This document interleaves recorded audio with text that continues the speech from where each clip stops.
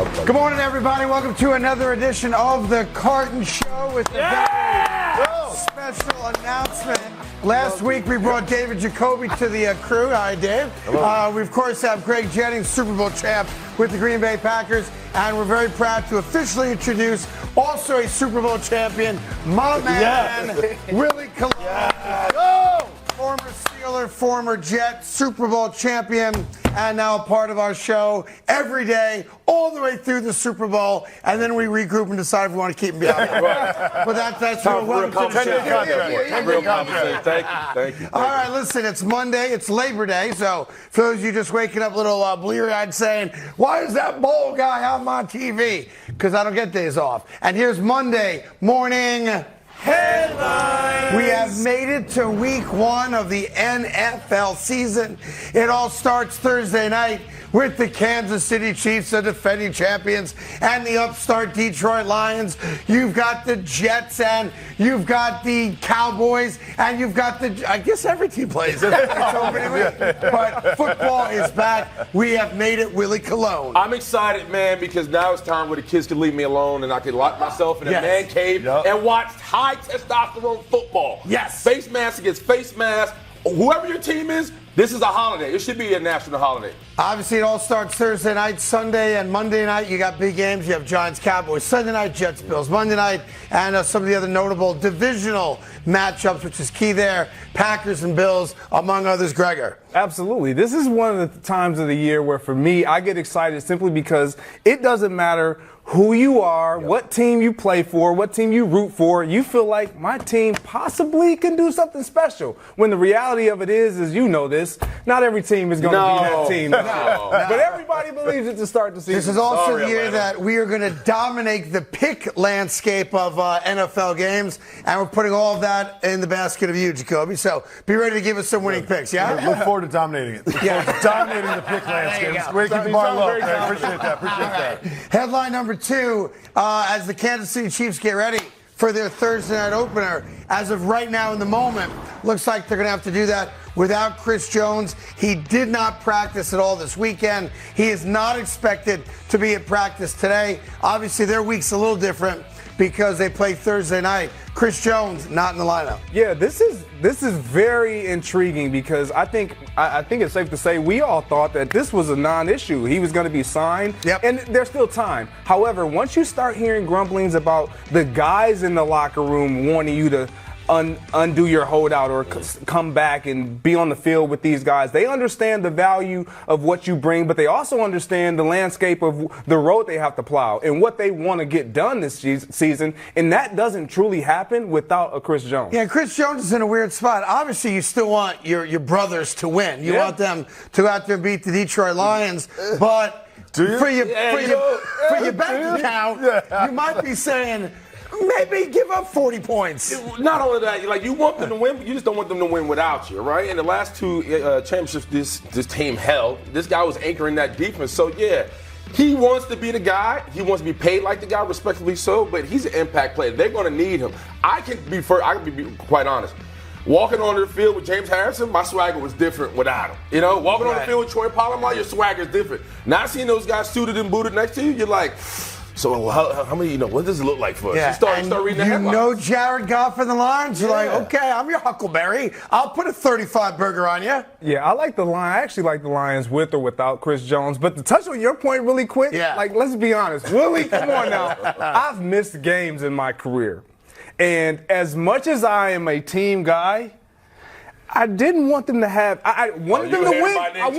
I wanted them to win, but naturally at my position, I didn't want it to look the same. I didn't want them to look so good without me that they didn't miss a beat. I wanted them to have some type of struggle. Hand the ball off. Hand the ball off. Chris Jones is absolutely rooting for his brothers to be successful. That play offense. Yes. That play offense. He is rooting for the offense to be successful. Yeah. And he is, regardless of what he says publicly, he is rooting for the defense to put up a lot of points. You want like a 45-42 kind of win because you want the win because you're going to need it later in the season, but you don't want the defense to play all that well. Yeah, you want to see the hiccups. No doubt. We got much more of that coming up throughout the show. Headline number 3, Micah Parsons put out an interesting tweet on social media, and I'm going to quote it for you right here. I will be a Super Bowl champion, which is a lot different than saying we will be Super Bowl That's interesting. champion. Interesting distinction. I'm going to be a Super Bowl champion one day.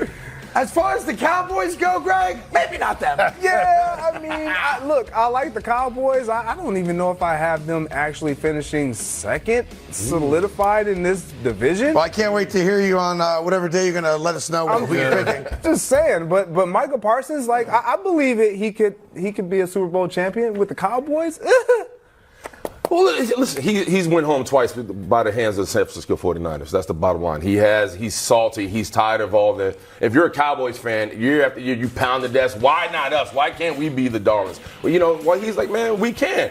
There's a guy who they told him to taper down in training camp because he was kicking so much butt. Right. So he's pissed off. You would like to see Dak look that way. You would like to see other guys on his team come out and be like, listen, man, I'm so tired of going home year after year.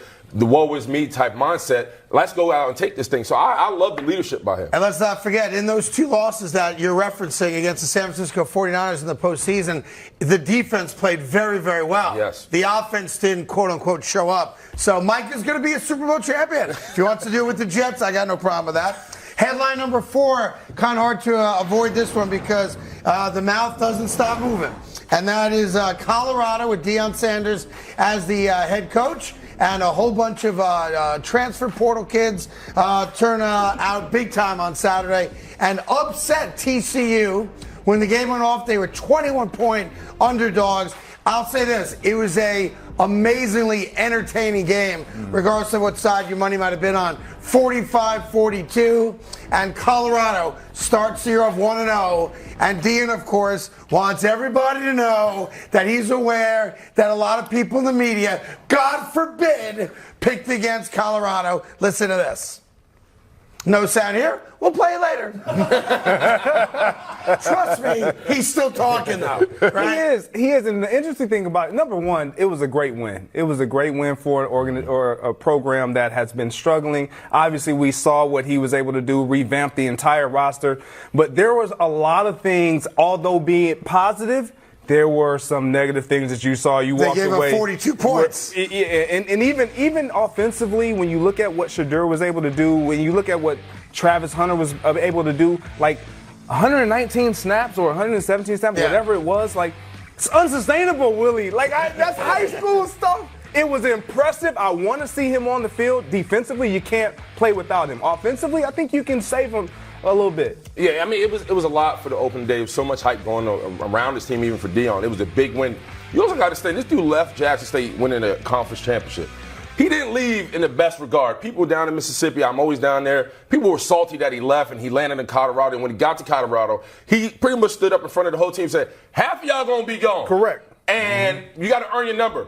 Besides my son, you're the starting quarterback. And everybody's like, man, who is this dude? He cleared house, he cleaned it up, and now he has some ball players, and you needed to see coming to fruition on Saturday, and it did. It's good for college football. He's great for college football. I it's love going to be bad for them in their home opener next week. They will lose to Nebraska next week. That'll be our first upset or lock pick of the college football season. But that's much later on this week. We got much more cooking for you as we get NFL Week 1 started right here on FS1. And that's the question everybody wants to answer. Is Dak Prescott out of excuses? That and some of the key plays from college right after this.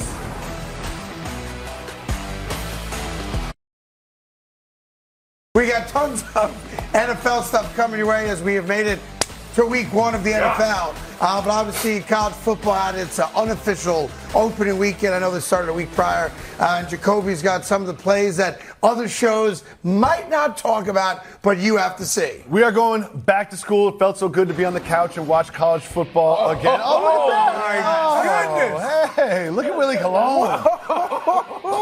Yeah. Right. What they do to me.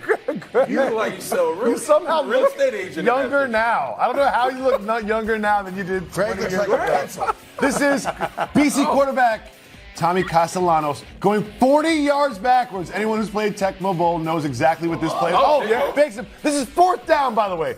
4th down, and he's on his own 10-yard line, of course. First down. That does remind me of how I play Madden against my kids all the time. Exactly. It never works out that way. Exactly how you draw it up.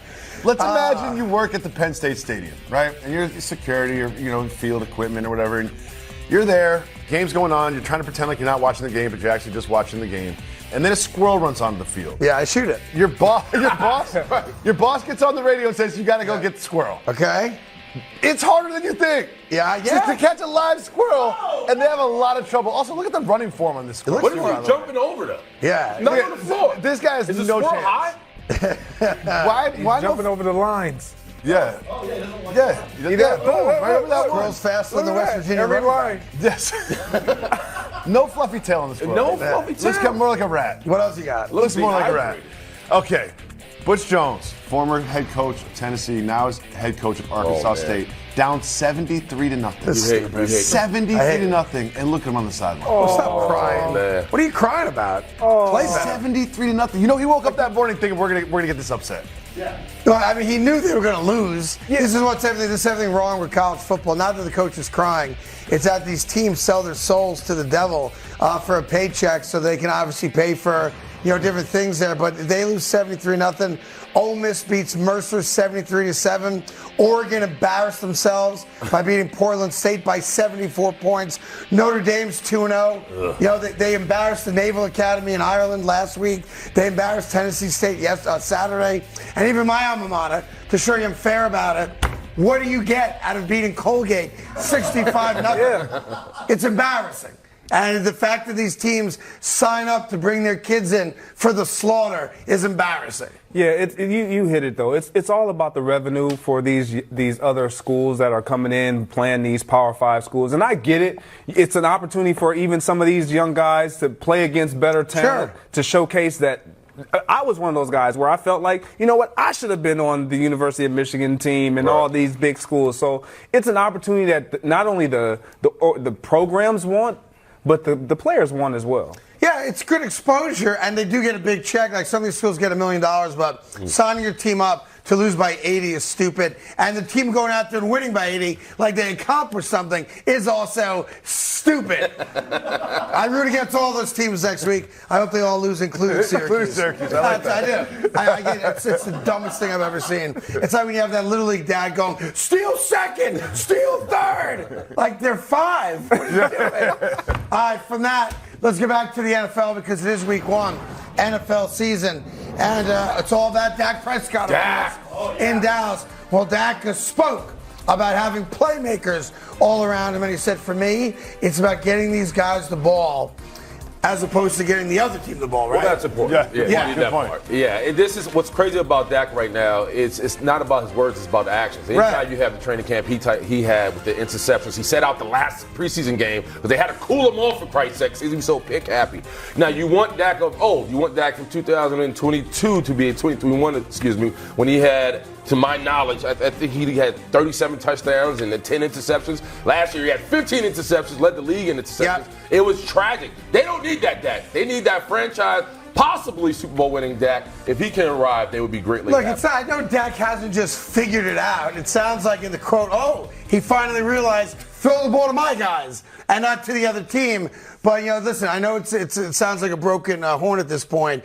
The Dallas Cowboys are a good enough team, talent-wise, to be a Super Bowl contender, but not if that guy doesn't play well. Yeah, and the problem that Dak has in front of him is a little unfortunate because, yes, your defense is what makes your team so successful. However, you have to show that you are a valuable part of that offense and that unit to where the Dallas Cowboys look to their future and say, we want you to be a part of it. And so I think he's pressing to be that guy and to show that he's not what he was last year, and that was just a one-off season. That was an anomaly. But ultimately, you don't need him to be that guy. You need him to just run the offense and allow your defense. Let's be honest. Look, Dak Prescott is a postseason problem, right? Like his legacy is built on a lack of postseason success. Just got his first road playoff win last year, and people want to discount it because he was against old man Tom Brady and a bad Tampa Bay Buccaneer team, right? His regular seasons, like you just talked about him, he's won back-to-back 12 win seasons. His stats have been ridiculous in a couple of his regular seasons. But Dak Prescott, unless he's the best quarterback in the league or one of the worst, we're not going to judge him until mid-January. That's the reality. What I find so interesting about this is, do you remember a couple weeks ago, Jerry Jones says, we want Dak to do less before the snap, and we want Dak to do less after the snap. And now it's, we want Dak to give the ball to other players to make plays. It just seems like they're like, we love our offense. Everything's going great. But Dak, just a little less Dak. Less of out you. there. Yeah. Just less Dak. And that's really unrealistic when you think about the skill guys that you have. You bring in a guy like Brandon Cooks because you want him to stretch the field. You obviously have CeeDee Lamb. You got Michael Gallup, who's coming off of ACL type of a year. So this year he'll probably be a lot better. Like, you have so many weapons around him. You got to see what he can do throwing the football. Yeah, it's hard to tell the starting quarterback of a team do less. I mean, you're not handing the ball off 50 times a game. No, but they need him to protect the football. And they need to be way more efficient on third down. They need, if you, like you talked about this defense is going to do what they do. Especially you got Micah Parsons. They're going to be top 10, top 5 easily. But it comes down to that man protecting the football, being efficient. And then, listen, Kellen Moore is gone. The scapegoat is gone. Now it's him and Mike McCarthy being on the same page, on the same accord, making the things go the right way for Dallas. Because I don't know, man. I know a lot of Cowboys fans, they're never excited for the season. They just cross their heads like, we'll see what playoffs are like, because they know how it ends for them. Back-to-back losses to the Niners, they're like, man, we're tired of getting our hopes up. So it's up to Dak, man. So Dallas Cowboy fans, I know you're watching right now. Sorry. You know how the season's going to end? Yeah. You're not going to have a ring on your finger, and that's real. That's keeping it real. Yeah, but would you watch a movie knowing how the ending is going to happen? No, you stop watching. That's what happened with Cowboys fans. They stop watching towards the end of the season. To be fair, I did watch Titanic 5 times. Did you? And I knew how that ended. They usually end up back together in rom-coms. The good guy wins in the action movies. I also saw Oppenheimer. Knew how that would end. I'm sorry. Cowboys game. I mean, it's a Cowboys game. It's a 3-hour build-up to an explosion at the end. Oh my goodness. That's what it is. Like, you can't be shocked at the end. You can't. It's a story. It's tough to say. Google it. All right, before we take a break, Baltimore Ravens general manager Eric DeCosta talked about Lamar Jackson and how his attitude has been excellent. Of course it is. He got $2 billion to play. Like, play the sound anyway, but this is comical. Go ahead. Lamar's attitude has been excellent this year. So last year was a challenging year for a lot of reasons, but obviously just where he was with his contract. But this year, just his attitude, his enthusiasm has been fantastic. Yeah, because he got $200 million. That's why I'm so happy at Fox. It's not rocket science. Right. Like, are you shocked that Lamar Jackson's in a good headspace right now?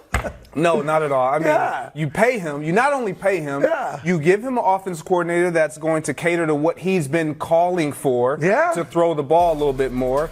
And then you surround him with weapons. Right. Like, I don't know how much more you can do if you're the Baltimore Ravens for a guy like Lamar Jackson. Didn't expect him to come in unhappy. That's not going to happen. He's going to be excited. Look, there's one guy jealous of Lamar Jackson, and that's Patrick Mahomes, because the Baltimore Ravens did for Lamar Jackson what the Kansas City Chiefs refused to do for Patty Mahomes. But if the GM comes out and he's really Mr. Personality there, I mean, he's like, like my sociology teacher in college. But the reality is that, well, of course he's in a good mood because of everything he said. And oh, by the way, he's healthy. Right? Give me a healthy guy with $200 million guaranteed and a bunch of weapons. I'll show you a happy guy. Right? Every time. I'm on the mindset too. You talk about being healthy. It's him being healthy, coming off that PCL. He's missed, I think, 5 games the last 2 seasons. You talk about OBJ coming off the ACL. Both of them have to stay on the field for the Baltimore Ravens to be successful. No doubt. So it's good to be happy, but now it's time to produce. We got much more coming up. It was the weekend, so it's our favorite Monday morning segment. Get learned. It's all the things we learned about sports this particular weekend. That includes USA basketball, Micah Parsons, the New York Yankees, and big men can run fast too. We can. Well, not all. What? After this, trust me on that.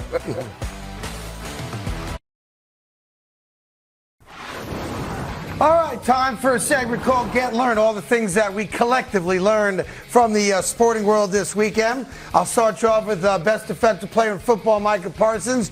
We learned this weekend that while slow, he's got some skills. He's got some boxing skills. He's on the right in red. And well, again, while the punches are slow, he shows you that he's got some hand skills there. Willie Colon, what do you think? I don't like it. I don't want my top-rated, my best pass rusher throwing hooks. That's how you blow a bicep. That's how you get blow a tricep. You would be that guy. We're doing that now? I'm just saying, like, doing that? He's the most important player on the defense. Why would you want to see him spar, getting overexcited? Hold on, that's not sparring. No one's throwing punches back his way. I'm just saying, I don't like it. You got Pilates, you can take BJJ, you can do the other thing. I don't want to see him. I'd love you to go to Micah and say, Micah, you got a choice. Boxing or Pilates? Pilates. Yeah. I would be worried about him throwing a hook and blowing a bicep. He's barely throwing punches. I know, right? but you can imagine his temperament. He probably gets aggressive. I hate you, Dak. Win me a Super Bowl. I just don't want to see it. I would be nervous. If they put Dak's face on the heavy bag, then you know you got a problem. You may have seen over the weekend as well, we embarrassed ourselves on the national stage. I know Jacoby was watching USA Basketball. I thought you meant us on this show. I was like, every day, maybe every day. That's what we do. I was like, I did it again. Well, they did it worse than we did because they got clowned by Lithuania. I mean, there's not even electricity in Lithuania, and somehow they beat us in basketball. It was embarrassing. They got absolutely dominated. They were just too small. And Lithuania shot out of their minds. Tongues out, It's nice to have small athletic folks, but that Eastern European strength and just mass came in and just won them the game. I hate to say, it's a stereotypical lazy Americans. The game meant nothing to us. We already had locked up advancing to the medal round. So other than Anthony Edwards, guys are like, we ain't got to play. And we embarrassed ourselves. It was a classic, like, we're going to flip the switch game. Oh, we're going to flip the switch and win this. We're going to flip the switch and win this. Then, now we're down 10 with 35 seconds left. Yeah, when a team guys are going like that, you can't just flip the switch. Breaking news, I'm sorry. We have just confirmed that Lithuania now does have electricity. Yes. They don't have running water, but they do have electricity. You don't need Wi-Fi. That's the team that we lost to. The New York Yankees have a future star in their hands. We learned this weekend. The guy that's been wallowing in Double-A ball for the most of his Yankee career is now a Yankee and hits 2 home runs in his first 3 games. Jason Dominguez. We need it. We need him. Just wish it count. I wish it means something. Wait. I'm not giving up. That's what it sounds like. It's not mathematically possible, I'm just saying, I wish we were in better standing. We're already standing right now. We're only 8 games out. Yeah. I hate it. I mean, I don't know what to say. At this point, finish strong. By the way, they're only a game under 500. They are. They only won. So they can keep the Mike Tomlin streak alive. I wish 25 years. I never thought I'd see the day. It's not a day, but it's a moment. You gave up. It's a moment. You gave up. I'm not From the giving up. Yankees, we learned that in college football, USC starting quarterback Caleb Williams is pretty good. Pretty good, as advertised. This is another one of those Madden moments. Beat it, young man. Out to his Look at this throw. Hold that. You're nice. Right over the defender's head. Great catch there, by the way. Yeah, and then there's this play here as well. I love this. Got the feet, got the feet, step up in the pocket. Whoa, wait a minute. And then a dart. Touchdown.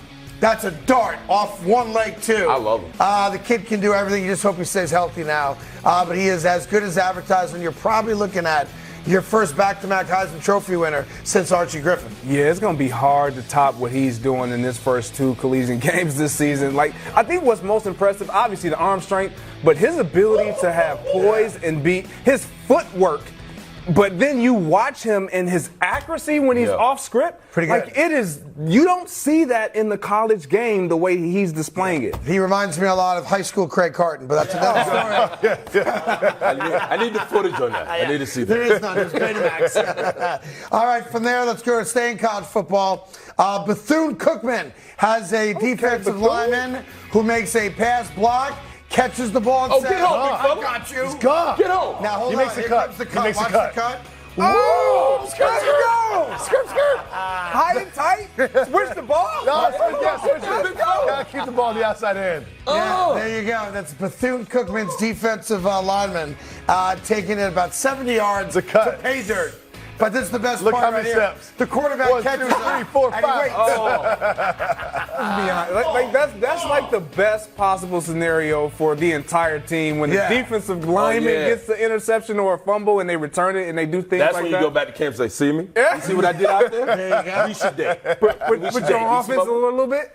A little bit, put them on tight end. Goal line package. Why And not? congratulations to Bethune-Cookman's volleyball team. They've acquired the talents of Greg's beautiful daughter. Congratulations. Who'll be matriculating there in the fall, yeah? Absolutely. Congratulations. Proud Papa. Yeah. Not this fall, the following fall. There you go. That's awesome. We'll can't wait to see her play some volleyball. And for those of you that are wondering if gambling is going to have an impact this college football season, the answer is already yes, sir. Let me take you to Penn State. Game's over. 25 seconds to go. Up by 16. This is going to be the final play of the game. Most likely second and goal. Do you do the right thing and take a knee because you've already won the game? Or do you B, say, well, wait a minute. 46 total points scored. The over-under is 48.5. That's right. We're up by 16. We're favored by 21. So what do we do? What do we do? Put your quarterback's life at risk? I know what we do. Let's put the quarterback's life at risk. Give him what you got, son. So we can cover the over and the number. And here's the final play of the game. The idea it's a Penn quarterback State. draw is ridiculous. Yeah, and that's exactly what Penn State does. Clock winds down a little bit, and then it's going to be. Take a knee. We finally have a quarterback that's going to lead us to a national title. Runs into 4 defenders. They push him in. Yeah. It's unreal. And that's essentially how the game ends. They cover the over, they cover the number, and don't think for 1 minute that they were unaware on the coaching staff sideline of what the spread was. Yeah, it's hard to believe that they were not aware. Like, you don't do this in this situation. You get into the formation that we all know as victory, Right. and you take a knee.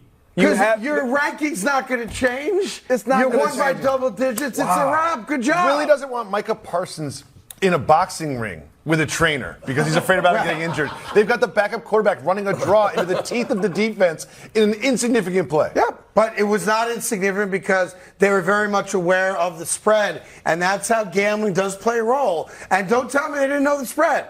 I'm not saying every player knew it, but the coaching staff full well knew, hey, there's teams winning by 40, we're favored by 21, we better cover the number. Well, that's how, at the end of the game, that's how you pull off a LeGarrette Blount. You punch somebody in the face. I'm serious. I would start a fight. I'm like, dude, you try to embarrass me? It's 31-15. We're going home. We're collecting cookies and milk at the door, and you're going to send me out like that? I may have to take some umbrage with that. And the final thing I learned this weekend, there's no good reason for you to ever go to Burning Man. The annual Drug, Arts, and Music Festival for American hippies got underway. And then, unfortunately, torrential downpours. Oh, man. One person has passed away, so I don't want to be too jovial about this. Oh, wow. But 75,000 people living in tents and RVs are now stranded at Burning Man. And no end in sight. More rain expected this week.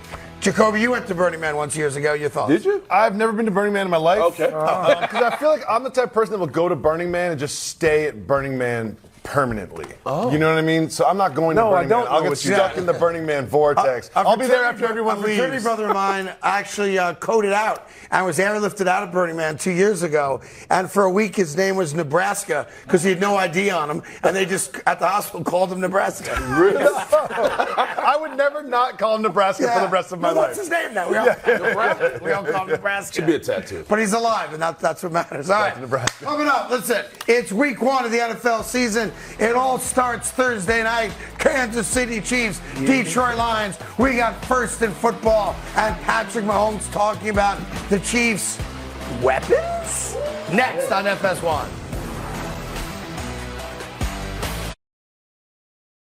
We spend a lot of time talking about the weapons around him at the skill positions or lack thereof, and Mahomes addressed exactly that. Let's listen to Super Bowl champ. We have a lot of talented receivers. A lot of them can do a lot of things, And we're going to try to use that to our advantage, moving guys around, giving guys the opportunity to make plays. And that receiving room's taking pride with being a room that can go out there and excel no matter who is the guy getting the football. The only good part of the wide receiver room is that, Kadarius Toney is healthy for week 1, so that's a big deal for them. He's not going to play more than half the games this year because he never does, meaning guys like Sky Moore, guys like the young Justin Ross, Rashee Rice, guys that we've heard about and haven't really seen yet with Patrick Mahomes are going to get opportunities. The only guy that's really the count-on guy is Scantling, obviously, because Tony can't stay on the field. That's why I talk a lot about how Kansas City, I think, has not delivered the goods for Patrick Mahomes when it comes to surrounding him with better talent. At some point, that does catch up with you. Yeah, he needs a number one. And if he's looking for a number one, there's a guy in Tampa by the name of Mike Evans who's been stacking 1,000-yard seasons like poker chips. Yeah. I will call him and say, hey, big fella, how about you come to KC and play with me and have some barbecue? I would love to see that for Patrick Mahomes because he needs somebody who's a deep threat who can knock the coverage off of defense. Now, I know you like Sky Moore. You've been on him for a couple years since he came into the league. He was demoted, but he was demoted last year because he was dropping punts, not based on his wide receiver skills. Had a good Super Bowl, scored a touchdown in the Super Bowl, but it's like you're waiting to figure out which one of them emerges outside of Kelsey, obviously, as his go-to guy. See, and I don't have a problem with that because I've been a part of this type of a deal in Green Bay. Like, draft later round guys and allow them to develop because you understand that your quarterback play is going to be superior than most. And Patrick Mahomes allows them to have this luxury of not having to draft a number 1 first round, top 5, top 10. They won't have that pick anyway. So why waste it on a receiver when you have guys that you can continue to develop? Your quarterback is going to always put them in the best position so they can succeed. And like Patrick Mahomes said, I think the most underrated value of these guys is that they're interchangeable. When you can have a group of guys that can play different positions, you can run the same play. And Andy Reid is brilliant. We saw it in the Super Bowl. Sky Moore, Kadarius Toney, they scored on the same exact play, but it looked different because so of their ability to interchange James guys. Jones, Donald Driver, Jordy Nelson, Randall Cobb, didn't matter who was on the field. Interchangeable guys, all very good, but interchangeable because you had a Hall of Fame quarterback throwing you the rock. Absolutely. I got you. And by the way, that's what they're counting on. It's the closest thing we have gotten to Tom Brady and the Patriots since Tom Brady and the Patriots. If you think about someone like Lamar Jackson, is when they don't succeed, we say he needs weapons, he needs weapons, he needs weapons. But you look at the results the Chiefs have with this strategy, it's hard to argue with. It's like they won the Super Bowl. Look, when you go to 3 Super Bowls and win 2 of them, it's working. Yes. Right? Yeah. My point is, you've got money available to you under the cap. Why not go get better talent to keep the train rolling? At some point, the road comes to an end for all teams, right? So why not capitalize when you have the quarterback in his prime by giving him better players? They've never done that. Well, they've with helped Mahomes. him out. They've helped him out up front. They've got him 2 young tackles. They've done a lot as far as ramping that up. Obviously, you talk about the receiving core. One thing you have with Patrick Mahomes, he makes their receiving core stars, right? When you're a receiving core that doesn't have the big name, you have a guy like Patrick Mahomes, he brings you to the forefront. You will be a star. Look at Tyreek Hill. He left. He was everything. Now he's in Miami. He's all world. So you just got to understand, as long as you have Patrick Mahomes, he's going to build stars. And I think you bring up a great. We forget about the fact that they had Tyreek Hill. Which is very similar to New England cutting or releasing well-known players who are really good. It's the same exact blueprint that worked in New England for so long. Now it's time for Second and Football. We move on to the Jaguars. Their head coach, Doug Peterson, had this to say about his quarterback, Trevor Lawrence. Quote, he's the real deal. He's the guy we all anticipated he was. You remember coming out of Clemson, he was the best prospect since Andrew Luck. He was the future of the position, blah, blah, blah.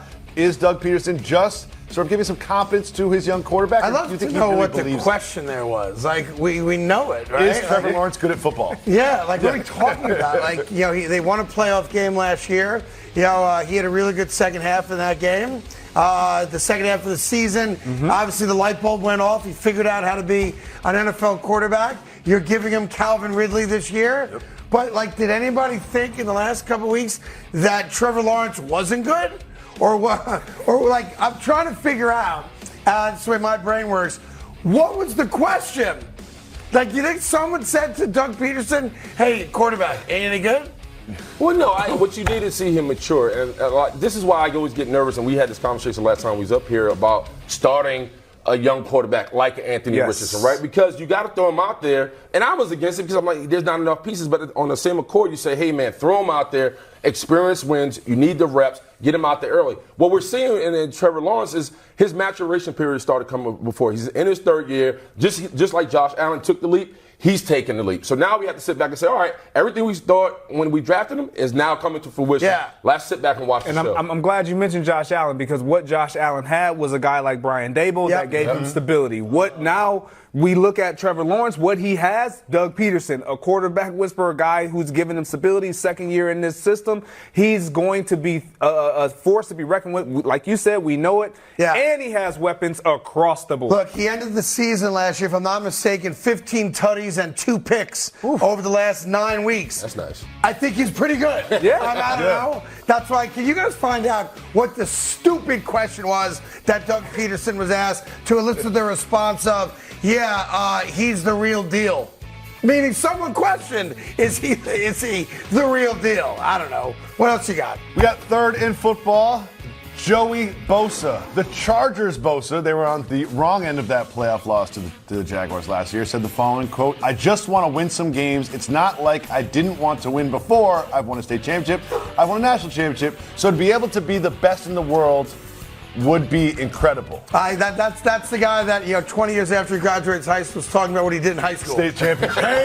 hey, I won back-to-back state championships, dated the cheerleader, and I was homecoming king. Yeah. Like what we talking about? When you talk about this Chargers defense, this unit has to complement their offense. They haven't been able to do that because they're all hurt. Thank you. Thank you. J.C. Jackson, Darwin James, when they all got together, everybody's like, look out for the Chargers. Yeah. All right, we're looking. We can't find this all-world defense. Offensively, they're absolute studs. You paid Herbert for a reason. I'm a believer in him. When it comes down to him specifically, so you Bosa, because they can run, they can get after the passer, but they can't stop the run.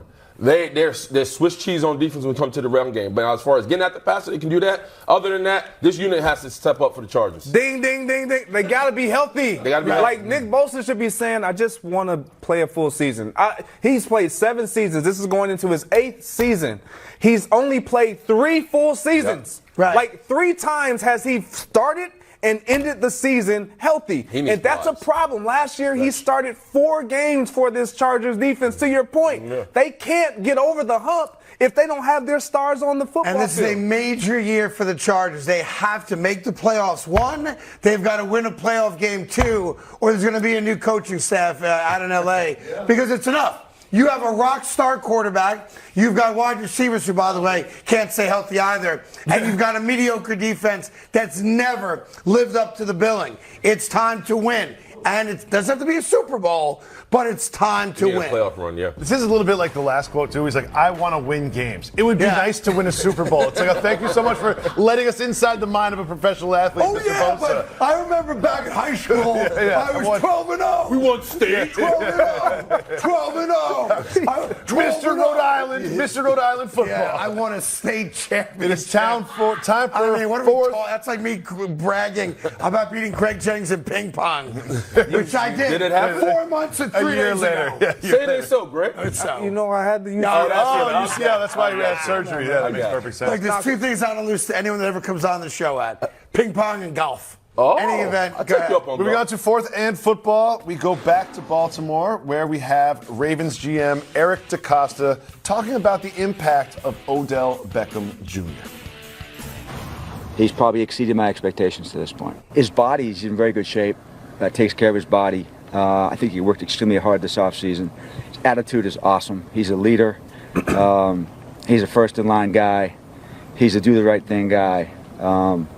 He's just been great. I just really don't know how to explain it. I'm not sure why that's surprising to anybody. If you know anyone that knows anything about Odell Beckham, the person, he's a gym rat. Yeah, when he was with the Giants, first in, last out. When he went to Cleveland, same thing. In L.A., same thing. The guy loves playing, loves competing. So I'm not surprised at all that Baltimore is seeing the Odell Beckham Jr. that at least we've known about here in New York when he played for the Giants. And again, if he is right and healthy, he's a difference maker. The dude can still play. Yeah, I agree with all of what you're saying, but I'm lost on exceeding the expectation. You haven't played a game. Right. Yeah. Like, I'm sorry. He's talking about leadership. I understand that. I expect that all off season. But what really it boils down to is production during the regular season. We paid you a high ticket, 15 mil. Yeah. Like, let me see that when the games really matter. I think sometimes there are reputations. Whether they're fair or not, everyone's got a reputation. And maybe they made a decision to bring him in because they know the talent, but they've heard about the reputation. Maybe he's not all in. Maybe he is too Hollywood. Whatever the case may be, now they're seeing it kind of like Jet fans are seeing a different Aaron Rodgers than we were told about. So it's probably more about that. I would buy that, but I guess when I'm listening to the GM talk about Lamar Jackson coming in excited and happy, it's like the Baltimore Ravens, you guys have done it already. Like, right. you've won. Well, this is the same team that was counting wins in the preseason, right? Like, there we go. There we go. It tells you where their expectations are. To be totally fair, Willie Colon, so was I. I was counting 0-1. Not good. He is a Steeler, too, so Super Bowl bust. That's the conversations we have in Pittsburgh. We don't talk about preseason. All right, we got mid-show headlines coming your way, including this is it, the week we've all been waiting for. We are 3 days away. Football! It is here! And Chiefs, and wings, and potato skins, and nachos, No kids. and another disappointing year. he is adamant about the no kids.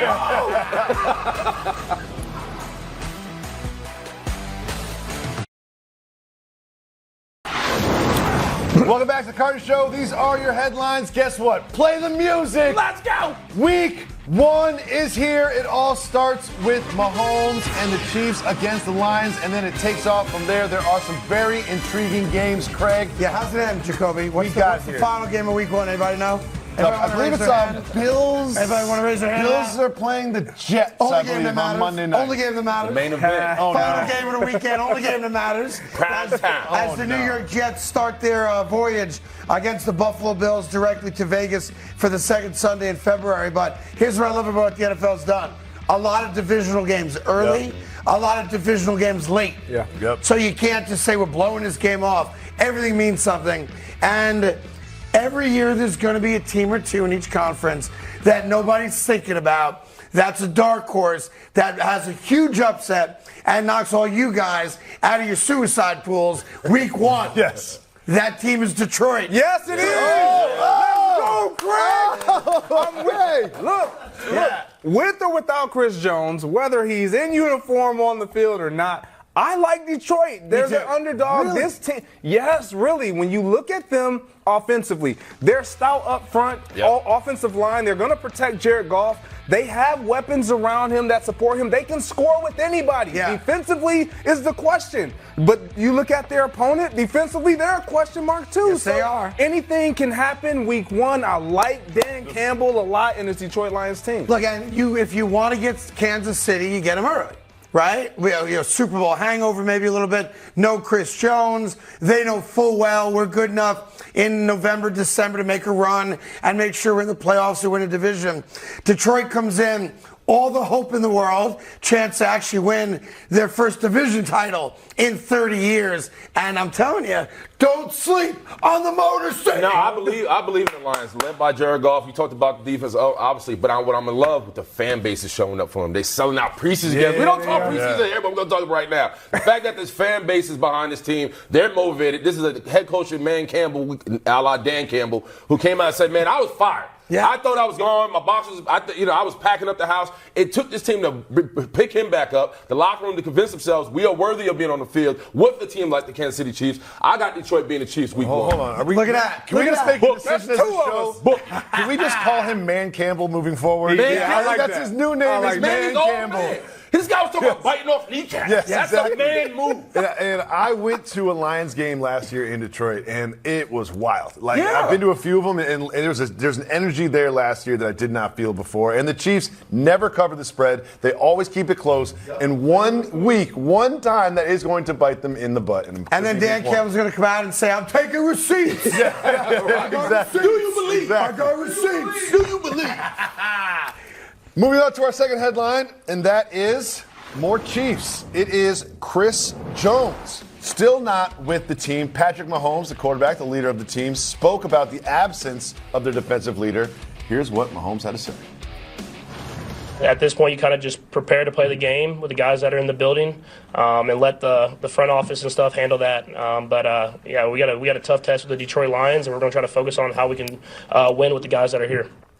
Yeah, look, he's got nothing. That's all you can say, right? Obviously, he wants Chris Jones back. Everyone recognizes how important Chris Jones is. This is a complete failure by the Kansas City Chiefs front office to allow this to get as far as it's gotten. It's only to miss maybe the first week, I don't know, of training camp. But now that you're really being threatened with not having your best defensive player on the field week one is just dumb. Yeah. There's no reason for it. You've got the money. You know he deserves it. Give it to him.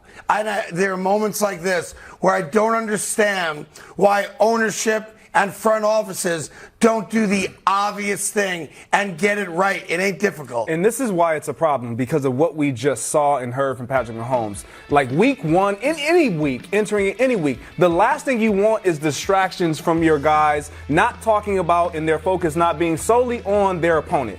This is going to be them all week. Of course. Until this is resolved, they're going to be answering questions about Chris Jones and taking their focus and attention away from the opponent at hand. I don't like it. You hit the nail on the head. This is a mishandling by the front office. They need to get this done. He is your best player outside of Patrick Mahomes, Travis Kelce. Get it done, move forward, and be the team that we all believe that you guys Hold on a second, Willie. So we listen to Patrick Mahomes, and he's at a press conference, and he's saying, oh, this is the front office will take care of it. We're going to play with the guys that are available to us. But then you have a guy like Travis Kelce. He's not at a press conference. Yeah. He's talking to his brother on the New Heights podcast, presented by Wave Sports Entertainment, and you get a different sort of view. Sure. When you have Travis at his house in front of a microphone. Let's listen to the tight end.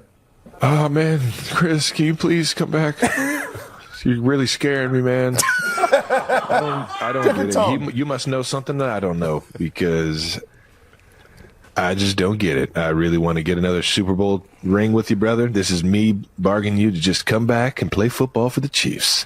Yeah, I'm surprised he's not saying to Kansas City's front office, hey, go get me my guy back, right? It's not about Chris Jones just coming back with his tail between his legs saying, okay, I'll play for my last year, whatever. It's about, hey, I want to get paid like the best defensive tackle in football. The team comes out and goes, we're going to pay him like he's the best defensive tackle in football. And then nothing. It's like when you first meet a girl, you're like, I know she's going to text me. Sure, Craig. Yeah. What do you mean she didn't text me? There's only 5 guys on the defense side of the ball that can do what Chris Jones do, and in the fourth quarter, and that's close games. When you're that type of impact player, his ability to collapse the pocket, move from A-gap to A-gap, wherever you put him on the D-line, he has that type of impact. He demands double teams. You know why Kelce and those guys, they know they can put up points, but they also have a team in Detroit that can also put up points. And you need a guy. You need a guy to collapse the pocket, stop your pocket pass, and be the absolute anchor on that defensive line, and that's what Chris Jones is. So if they don't have it in the building soon, man, to your point, the headlines are distractions. All right, so let me stop you there. All right, let's look at week one first, just very quickly. When would he have to show up to play on Thursday night? Anytime, because like Thursday morning. I mean, but then this, I don't want to overstate. Like, it does pose a problem regardless, because now you talked about it when we were on this set last time. Spagnolia, as a defensive coordinator, you prepare with these guys that you have at your availability and accessibility right now. But if Chris Jones walks through that door, all that game plan, it changes because it centers now around him. And that's a problem. And I will say this about what Travis Kelce did. I understand his position, and I understand him, crying out to Chris Jones and saying, Chris Jones, we need you. And it's great. But it also, it's hard for Chris Jones, because now this puts pressure on him, and it makes him be viewed now in the fan base. Here, the thing I don't get about it is when Brett Veach, the general manager of Kansas City, came out, and he did throughout this process, and I have the quote in front of me. He's a great player. He wants a big contract. We all thought it was done. He deserves a big contract. Give it to him. Pay him. Well, you're the guy that does it. Exactly. They also said they weren't going to pay him. They just, not now. When? I don't know when. But it's different saying, listen, he's in his last year of his 4-year deal. Yes. He wants to be up there with the Quentin Williams and Jeffrey Simmons. Now, he's not going to see Aaron Donald. He was at 4 years, 80, so he was making $20 million a year. He wants $30 million Coming a year. off his first All-Pro, 15 sacks. He's a monster. They didn't say they weren't going to pay him, just not now. I'm not waiting. I'm just saying, I'd rather hear soon than never. You know what I mean? So it's going to happen. Same thing until that check gets Sure, struck. Thank you. I get you. And it also you can say costs him $1 million tomorrow, a game. never, whenever. $1 million a game. Every game that he misses, $1 million and $83,000.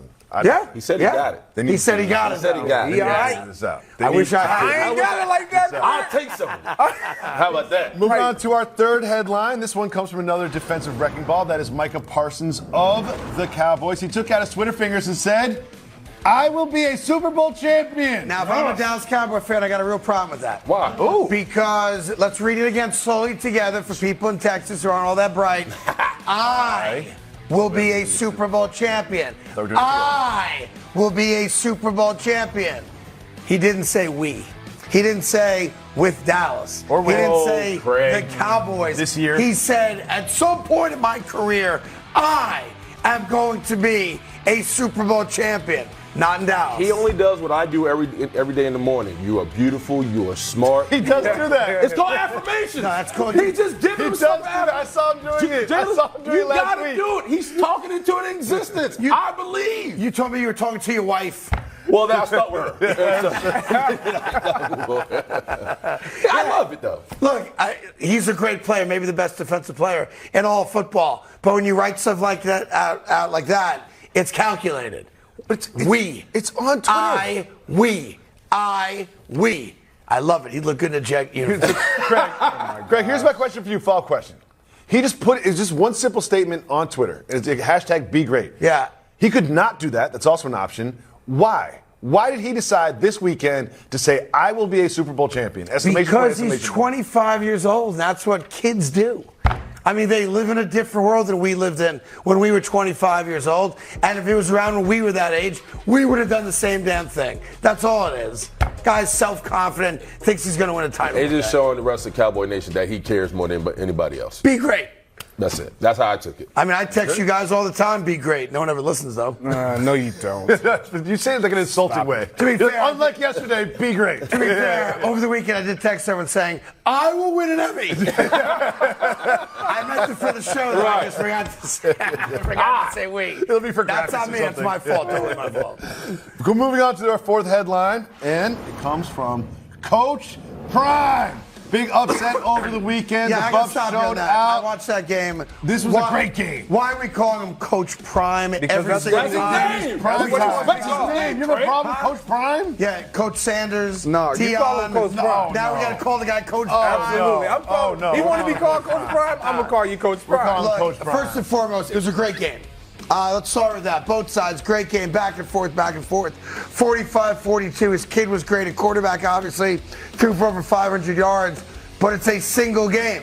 And we're all blowing a horn like the Mets did with Timmy the Trumpeter when they were 5 games over 500 last year. And how'd that work out? They are going to lose to Nebraska. Well, All right? Keep that receipt. Nebraska goes into Colorado and beats Colorado Saturday afternoon. What's impressive about Deion, you got to understand, he's only returned 3 starters.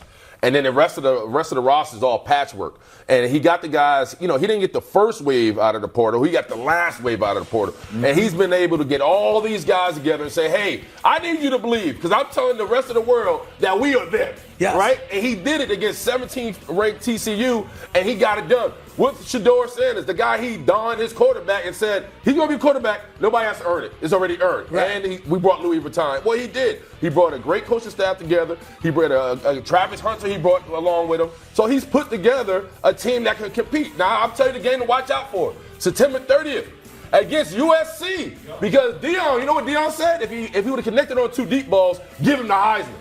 You know who you said the next Heisman? Caleb Williams. Caleb. Shedeur, Caleb Williams, September 30th. That's going to be must-see TV.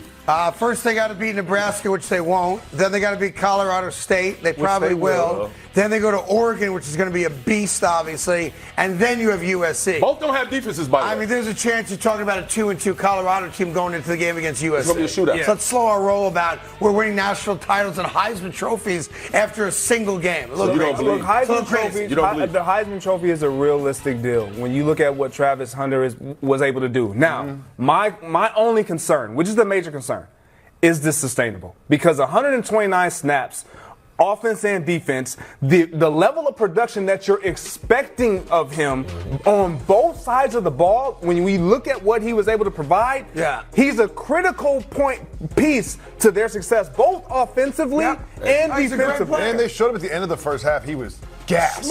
He was just gassed. It was the end of the first half. We're not talking fourth quarter. He was absolutely gassed. Cockeyed. And he had a couple drops, too. I mean, that was a great interception to seal the game. Right but there. he had a couple drops. He had one drop in the end zone. He did. Yeah, like it would have been so impressive. Catch. I love the idea that Deion Sanders, a two-way player himself, is coaching one of the best players, and he's a two-way player, and he broke up a touchdown. Like, it was a great day for Travis Hunter, and he had impressive drops. Yeah. Highlight drops. Highlight drops. Hold on. Yeah. We're not doing that. Highlight drops. Highlight drops. That's the goal. Looking drop by There's some impressive drops. We're not doing that. We're not going to say he had impressive drops. Highlight drops. Like, there was never a point in my career, high school, which I played every position, punted, kicked, all here we things. go. Oh, now we're doing this. Played like Tell us more about high snaps. school I knew I forgot your resume But when I for me, landed. there was never an impressive drop. What? I won a state championship. No, I didn't do that. I didn't even come We saw close. what you looked like in high school earlier in the show. Yeah. You shouldn't be bragging about that. No, that was actually. You look like a sitcom That was when I was. You look great now. You That look was great. when I was an assistant principal. Anyhow, those are your headlines. So, look, it makes college football more interesting, so we're all down with that. And this Saturday, it is Nebraska-Colorado. Nebraska lost their opener, only scored 10 points. And Colorado, of course, is the darling right now of the college football world. All right, all good. Coming up, we got some Dallas Cowboy news for you. We got some Dak Prescott story for you. And listen, it's almost 8:15. We've been on the air for over an hour. And I've yet to begin my announcing of the New York Jets as the team to beat in the AFC with the best quarterback in the league. That's next.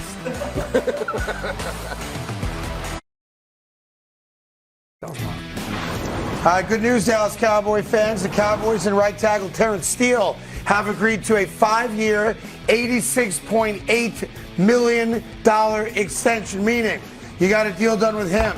You got Zach Martin signed 2 years, $36 million.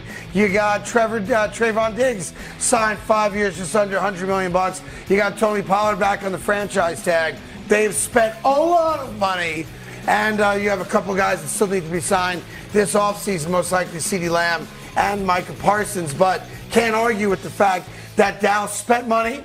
Their second best defensive players coming back for the next 5 years. Offensive line solidified for the next 2 years. It still all goes back to one guy, though, Dak Prescott. They had to wipe the excuses off the table for Dak. They got him the receivers. You talked about Brandon Cook, Gallup, and obviously CeeDee Lamb. They needed to pay Zach Martin. They got that done. When four is on the field, there's no more excuses. It's all about him producing. If he's not able to do that, they're going to start looking elsewhere soon. Yeah, look, and Jerry Jones said, we have X amount of dollars, and there's certain guys we got to spend it on.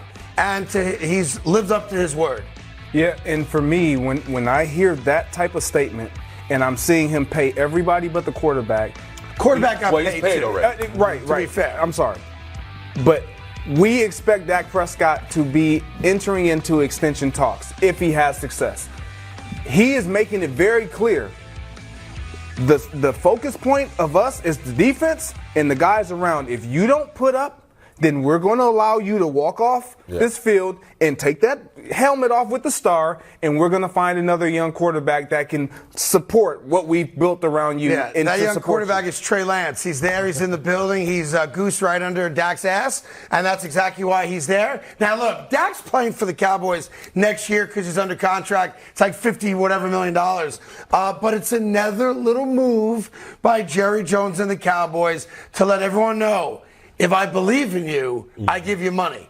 When we used to believe in Dak, we gave him a $100 million contract off a broken leg, right? Yeah. We may not believe in him anymore, so we bring in a potential heir apparent. And you got to be honest, like if you're weighing the level of importance of the Dallas Cowboys right now and the guys who aren't being paid or are up for extension, we're talking about Dak Prescott, CeeDee Lamb, you're going with CeeDee Lamb. CeeDee Lamb is playing himself into a contract extension.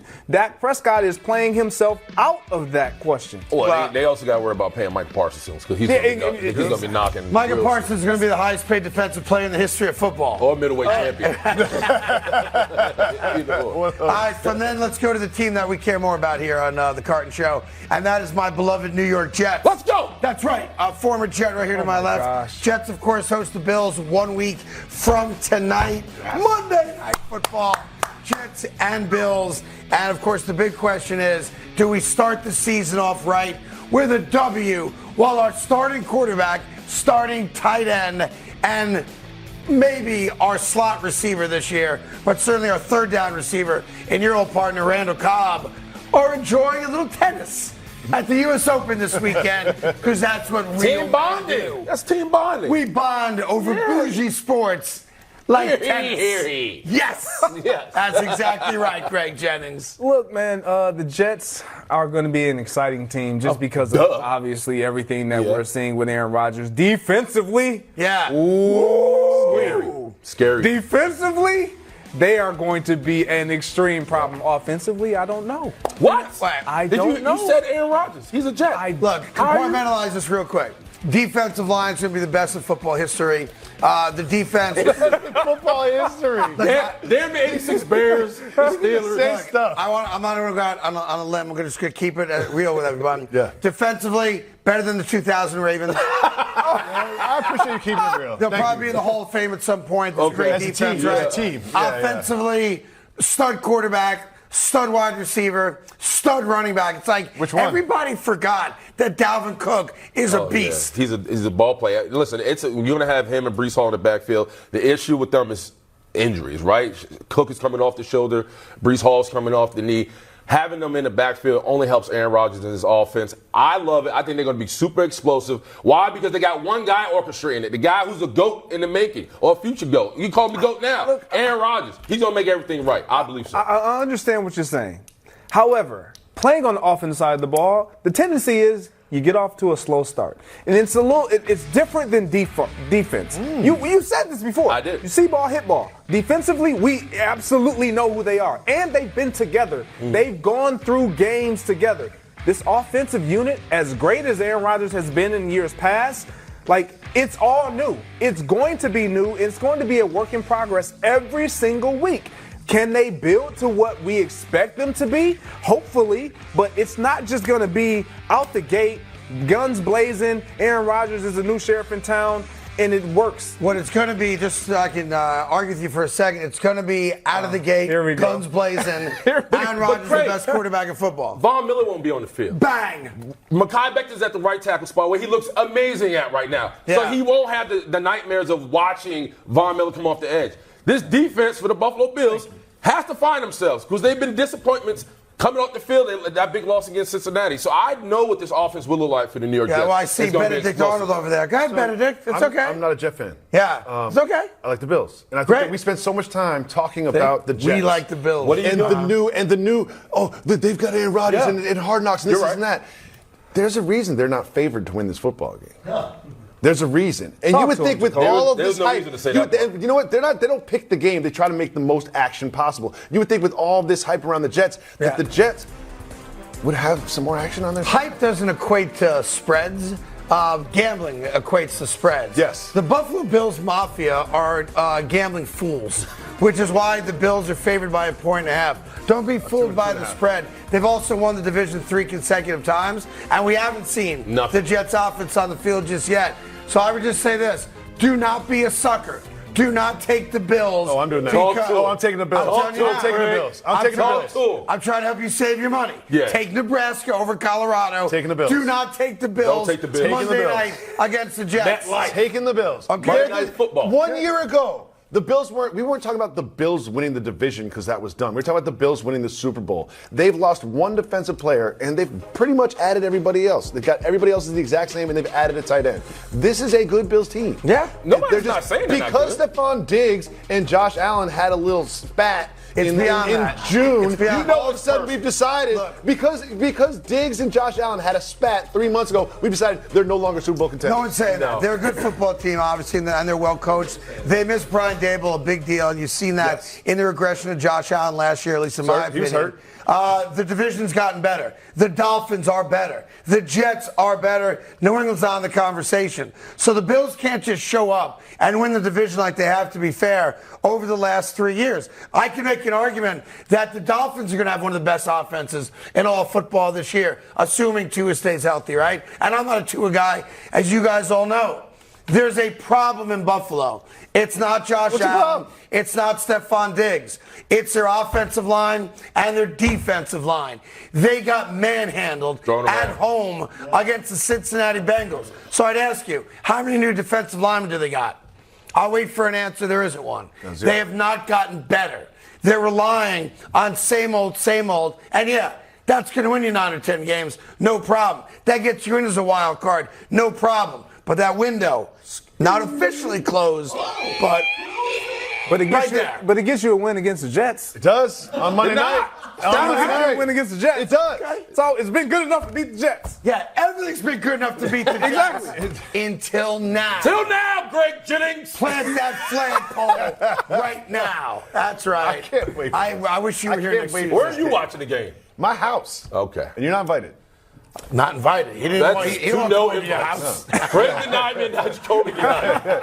Is there something going on behind the curtain nobody's telling me? I just want to watch the game, guys. Time now for a new segment on the show. I think I'm in the right place here. Yeah. And that is, what's the bigger story? And Jacoby's got you covered on that. Go ahead. What's the bigger story? First, we start with this. The Chiefs not adding any weapons. The Chiefs for Patrick not adding Mahomes, any weapons. Okay, yeah. Or the Jets adding 1 million weapons to their offense. Look, the biggest story in all sports this last 3 months. Do it right off the backboard. The New York Jets adding a brand new starting quarterback, Hall of Famer. New threat. A new running back.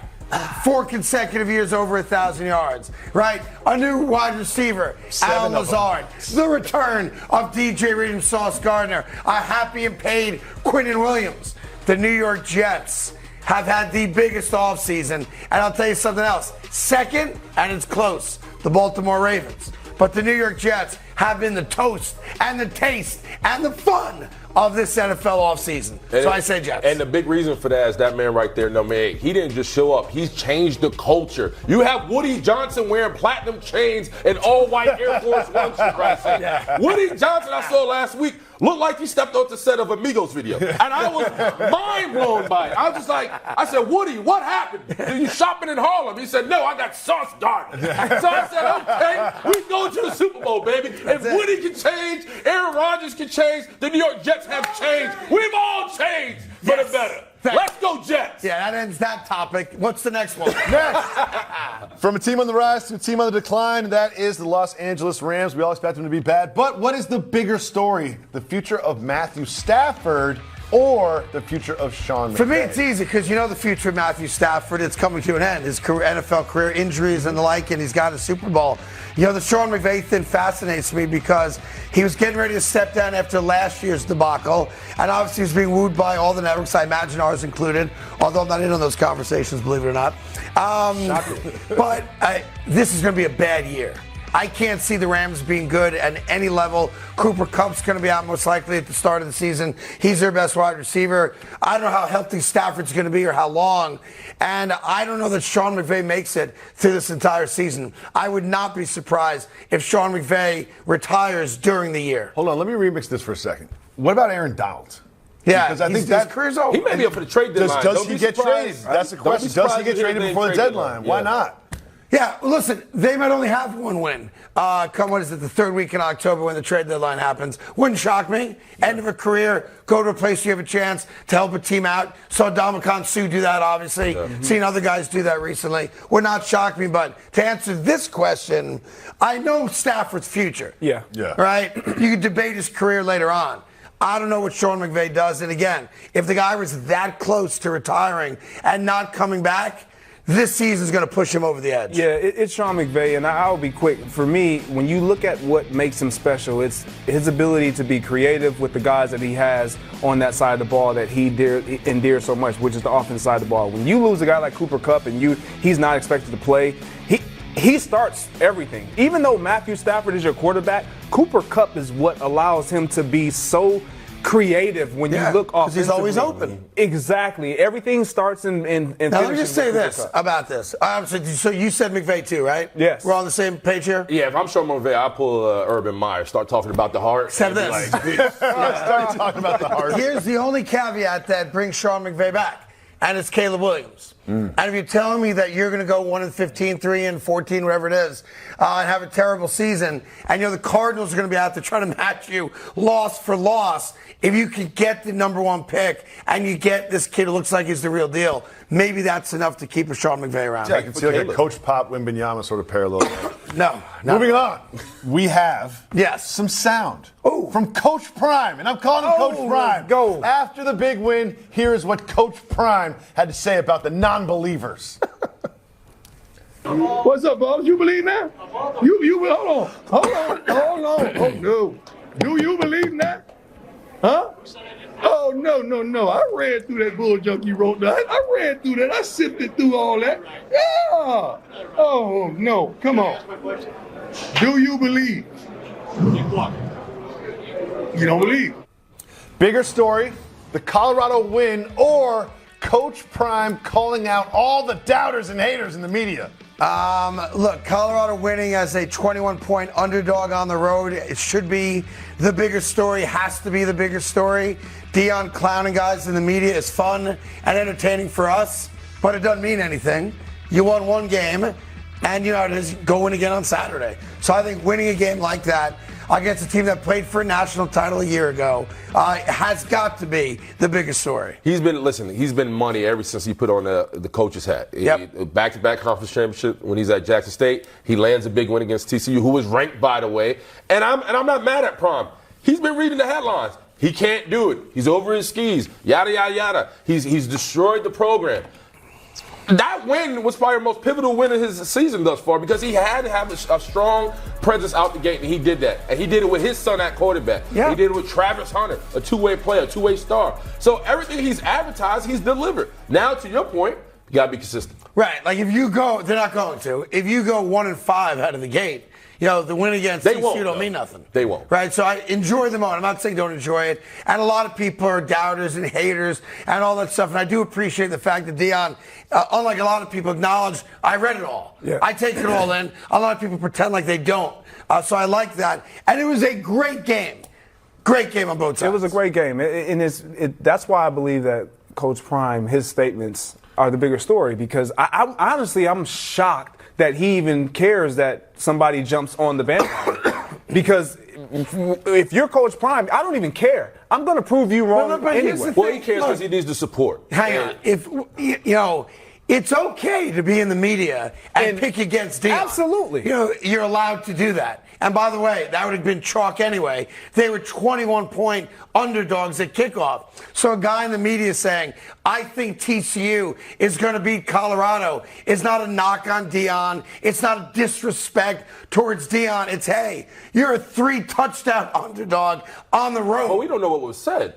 He just said, I read, whatever was said, he took offense to it, obviously. And you can hear it by the reporter, and you can hear it in the background. He goes, oh, can you answer the question? Right. So it sounded personal. This didn't sound like it sounded like something was there. Because Deion said, you don't believe. And he was just like, well, can you just answer the question? Like, that sounded like there may be something going on between him and that's possible, sure. Yeah. That's possible. It's one game. Like, it's a huge game, huge win, all of the things, and that should be the outlying headline, period, now, point blank. I will say this. I want to be fair because I say a lot of things on this show. That is true. But you can never accuse me of not being fair, all right? Never? A week from tomorrow. Okay. there's a chance I come in here and I say, do you believe now? Oh, no. I'm just saying. When he beat Nebraska. And like Deion, I read everything. All right, I'm keeping receipts too. Half the people work on this network have New England winning an AFC East chip. Stop it right there. No nonsense. Yeah. No So chance. next Tuesday, I might be Deion Sanders, and I just want to tell you that in advance. Okay. Moving on. We have Lionel Messi. Everywhere he goes, the people show up. And bigger story, Messi playing in LA or the long list of celebrities that asked for free tickets to watch Messi play in LA. It involves some A-listers, including LeBron and Leo and Will Ferrell and Prince Harry and everybody. Bigger story, Messi in LA or the celebrities coming out to pretend they play This is a soccer story, right? Soccer, football. Yeah, I have no answer then. Okay, good. Yeah, no, I'm gonna keep it 100. It's the celebrities, Is right? that Selena Gomez, though? Yes, that is. Then I think it's the celebrities showing up. That's the bigger story. How you doing, Selena? The Knicks were god awful for a long time, right? But the one thing that kept them relevant was the floor seats. Who was on the floor? Who was showing up to the games? Yeah. So that's what's happening. Well, I'm okay with it. It's different because it was the same four celebrities. It's John McEnroe, Tracy Morgan. We've seen that. But this, I would say, the celebrities coming out because in Los Angeles, they're like a moth to a flame. The celebrities. They what's the biggest thing that's happening? Where are the cameras? Right, Where's the they attention? don't care about soccer. No. They don't care about Messi. No, they care about us showing them. Big, exactly. Yeah, right. so like it is. It just shows you how big Messi is because he's drawing the attention, he's drawing the spotlight, and everyone else wants to just come around. So which and is get their it little then? piece of it. Is it Messi playing in LA or the celebrities showing up? Celebrities showing up. The celebrities showing up. Easily. Can you show it again so I can see Selena one more time? Oh, God. If you guys don't mind. I'm just a big fan. They're not. Oh! Leo looks so unbothered. No, yeah. He's Leo. Who's that? Who's at the cap? Who's that? Owen Wilson, right? Owen Wilson. Yeah, what a Scotch stallion. Good eye, Yeah. I wonder if you offered to motorboat Lionel Messi. Classic movie, by the way. Take us to break, please. That's the last one. Yeah, take us to break. Need it. Take us to break, please. Need more of it. Looks like I'm not gonna say it. Please, break. No, there's a You're going to say it. You're going to say it. Whenever you say you're not going to say it, you say it right after. There's 75,000 people stranded at Burning Man, but thank God Chris Rock got out in a helicopter. Diplo. Here's with Diplo, too. Yeah. Goodbye. Woo! Thank God. Bye-bye. What is Chris Rock doing at Burning Man in the first place? All right, that's a true story. Everyone else is like drowning in mud. He's like holding onto a helicopter. I'm out of here. All right, coming up, it's First and Football. And I'm going to tell you something really disgusting we're going to show you next. 2 men eating 5 gallons of mayonnaise. Ooh. It's absolutely disgusting, and yet you have to see it right after this. Do we? Yeah, you do.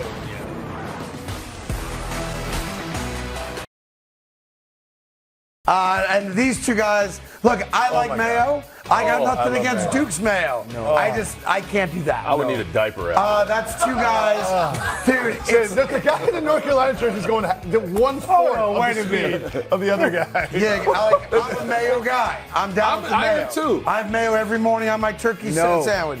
But I cannot eat straight mayo out of a jar. No. But imagine being the loser in this. Like the winner, at least you win. I'd rather be the loser. Yeah. But like the guy in North Carolina, he gave up a while ago. But you don't want that to be your gave up a go-to while at a ago. party.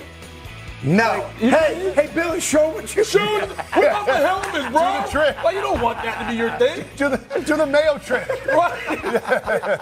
No. Take him a 6er and a bucket of mayonnaise. This is all bad. This is it's hard to watch, and yet I can't stop watching it. And it does make me want to throw up even when I see the mascot. Even the mascot's not having a good time either. I've never had Duke's mayo, but it's not about Duke's. It's about the concept of just eating spoonfuls of mayonnaise. That just is. Oh, God. Yeah, You gotta be yeah, single. and We got to cleanse the palate with some football. Yes, well, it's the first week of football. It all starts Thursday night, and Cody's got you all straight and centered with First Down Football. Go ahead. It's Jacoby instead. Exactly.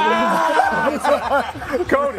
What I say? Did I say Cody? Yeah, you did. May he rest in peace. Shout to Cody. Ravens GM Eric DeCosta had this to say. You got to rip that tape out. Cody. He said Cody. We're lying. He was in autopilot. That's all. He was in autopilot. Big shout to Cody Decker. I apologize. This is David Jacoby. That's Go right. ahead. Sounds similar. Sounds similar. Ravens GM Eric DeCosta had this to say about Odell Beckham Jr. being in the building. He's probably exceeded my expectations to this point. His body's in very good shape. Takes care of his body. I think he worked extremely hard this offseason. His attitude is awesome. He's a leader. He's a first-in-line guy. He's a do-the-right-thing guy. I'm not sure. He's just been great. We heard it, right? The guy's boring me anyway. He's exceeded expectations, as we discussed. If you just tuned in, you didn't see it. What were your expectations? Exactly. Like Odell Beckham Jr. is him, right? He's got the Super Bowl out of the way. He's healthy, apparently. The knee's all good after the second ACL surgery. But what did you expect? That he was going to be aloof or standoff or whatever it might be? The guy is a notorious gym rat. He has always been first and last out. And memo to DaCosta and Baltimore. He is that rare breed of athlete where everybody else is attracted to him like the moth to the flame. He's one of those guys. He is different. He is special. I think when you see the thing exceeded expectations, coming off of ACL, you would expect his wheels to be slow, right? But Lamar Jackson's like, listen, man, I've underthrown this guy. He still looks like he's still young. He still looks like he can get out there. He's nimble. He's fast. He's quick. He looks like he's aged backwards. I think those are the expectations he's talking about. To your point, the work ethic, the locker room guy. Even when he was a Giant, man, I knew some guys on the team was like, man, OBJ is not the problem, bro. We love him in the locker room. Yep, he's great. He's one of us. So I think the expectation really is more about the physical aspect. They didn't know what they was going to get coming off of ACL, and obviously he's in shape. He's ready to run. The other part of OBJ, people forget. Surgeries are real. They're significant. It changes, career path, obviously. But he doesn't have as much, wear and tear on his body as a lot of guys his number of years in the league because he's missed so much time as well. So yes, he has back-to-back reconstructive, torn ACL surgeries on the same knee. But every video we've all seen, it looks like that dude is running as fast as he's ever run, and his hands are still his hands. He is going to be special. Yeah, well, I need to see it week 1. I like that. Okay, hold out. Be that guy. Yeah. I like that. I like this. I like that. Look, we're talking about evaluating whether you've gone above or below expectations. How about we get through week 5? You feel me? Let's just play some football Can first. we do that? Let's play some football. We practiced really well. Man just said he practiced really well. ACLs. That's good reporting. What's great? He looks good. Let's just see. They're paying him a lot of money. If you guys want to wait with till that week 5, then shows like this don't exist. Thank you, Craig.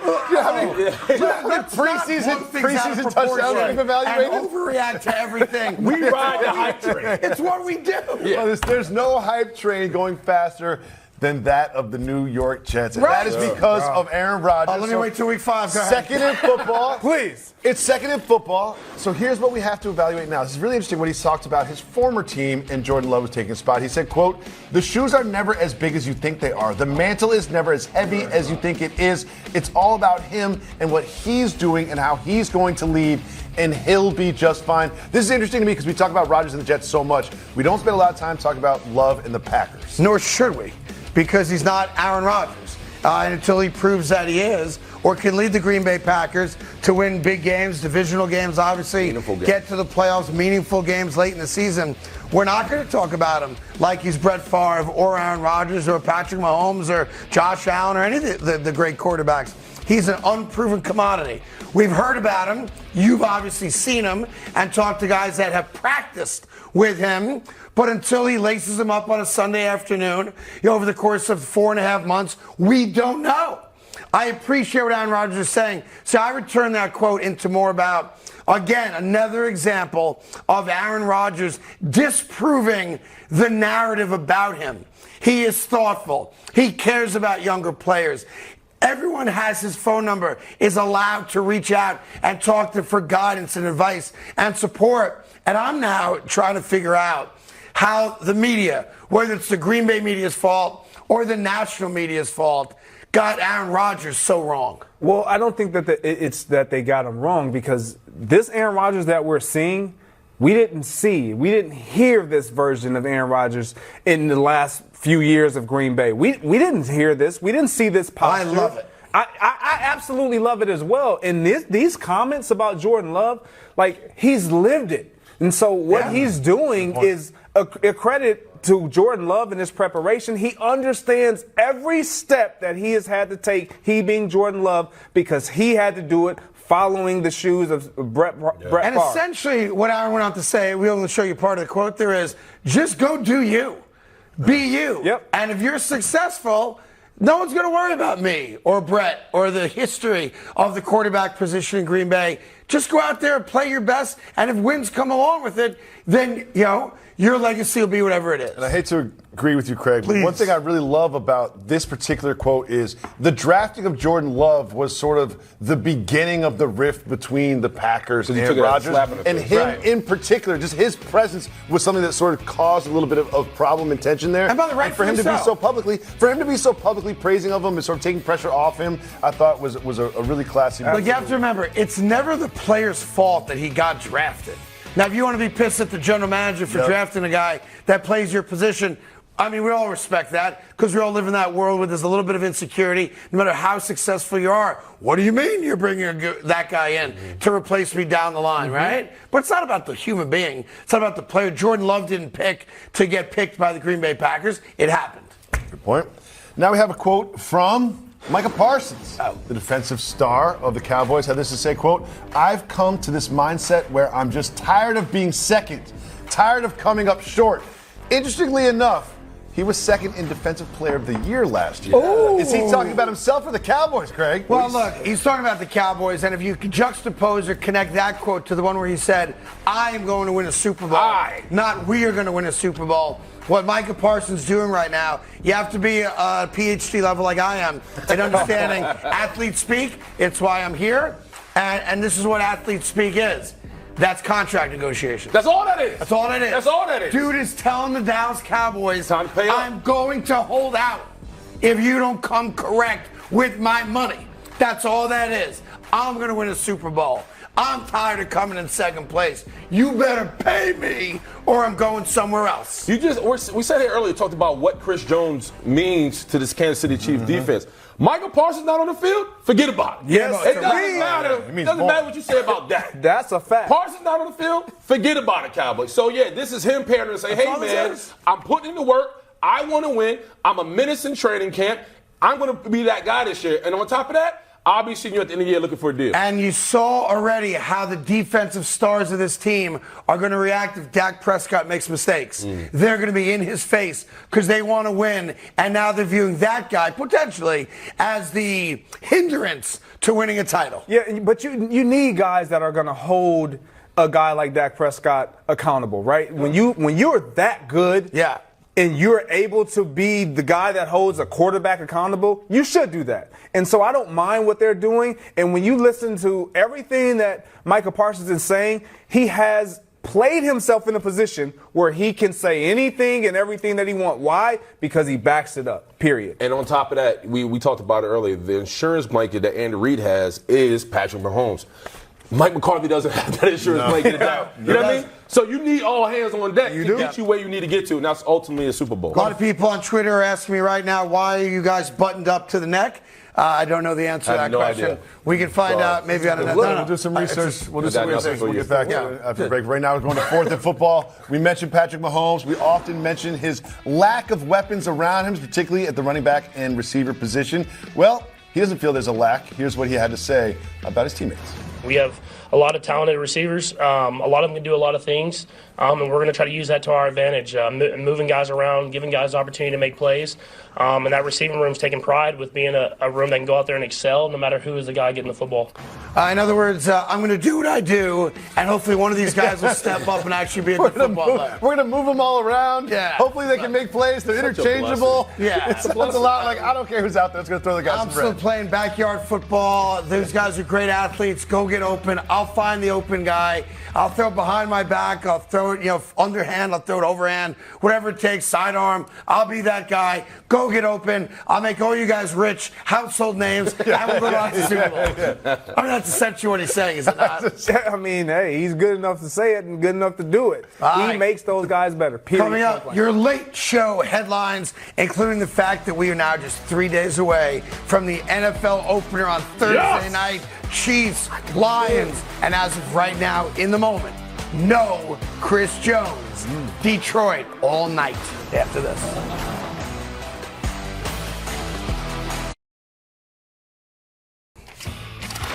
Welcome back to the Carton Show and your headlines. We start with the biggest news of the week, and that is it is officially week one of the NFL, and the first game we're going to get is the Chiefs, perhaps without Chris Jones, against the Lions. Earlier in the show, it seemed like the desk was a very pro-Detroit desk here on the Carton Show. Yeah, listen, you got to pick some upsets along the way. And if there's a time to beat Kansas City, it's early for my money, especially if there's no Chris Jones. Everyone forgets that.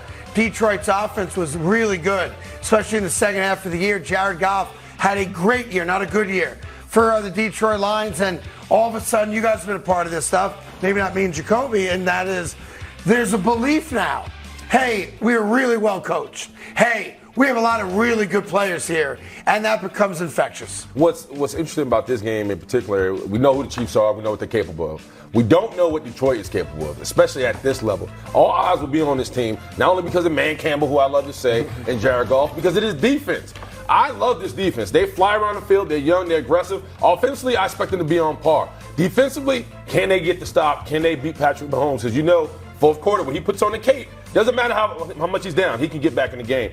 Can they make the stops? And they finally. And remember this: if you go towards the end of last year, and I recognize all years are be viewed in a vacuum, but the last 9 games of last year, the Detroit Lions offense averaged just under 30 points a game. Exactly. They are real. Yeah, and that's where I look at the lack of presence of Chris Jones if he is not in uniform and on that field. The Detroit Lions are going to carve this Kansas City Chiefs defense up. I don't care how you slice it. You alluded to it. Yeah. When you have a guy who can rush from inside and outside, but more importantly in this game, when you're dealing with a pocket passer, you got to get pressure in his face to move him off his spot. If that's not going to happen, look for Detroit to put up as many points as the Kansas City Chiefs double teams. And that's possibly outduel them. And by the way, can you guys put that Week 1 schedule, some of the highlighted games up there? Every game matters, of course.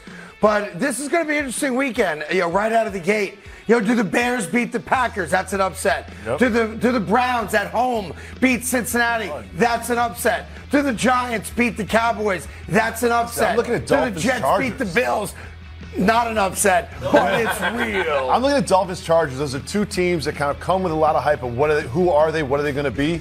It's a lot like the Bills and Jets. Like one team is going to walk away from that, looking in the mirror, being like, who are we? What? Well, there's only 2 locks on that entire board. Put up there one more time, boys, if you don't mind. I apologize. Here we go. There's only 2 guaranteed doubles. Let me guess. Bills, Jets is one of them. If I may. Let me guess. Sure, you may go for it. Eagles, Patriots, that's a lock. Yep. New England's not beating Philadelphia. I don't care where that game is. But they're celebrating Tom Brady that day. Yeah, I usually think that works against the home team. And props out to our own Tom Brady. Wonder who the second. And the second guaranteed dub on that board.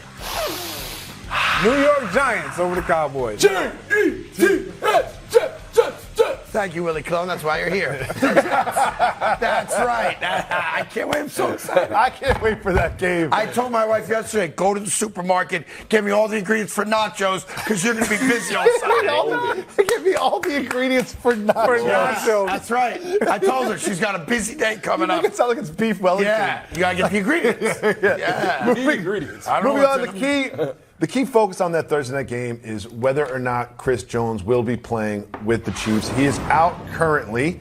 However, we heard earlier from Patrick Mahomes, who said all the right things about how that's the front office job to bring someone in.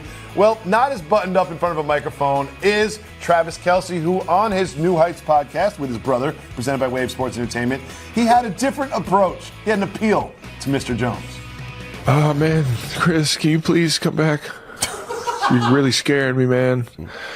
I don't get it. You must know something that I don't know, because I just don't get it. I really want to get another Super Bowl ring with you, brother. This is me bargaining you to just come back and play football for the Chiefs. Yeah, but what he's not saying there is, hey, I want you to come back for less. Right? Because Travis Kelce's not going to come back for less when he redoes his contract, nor should he. Look, he's at $20 million a year.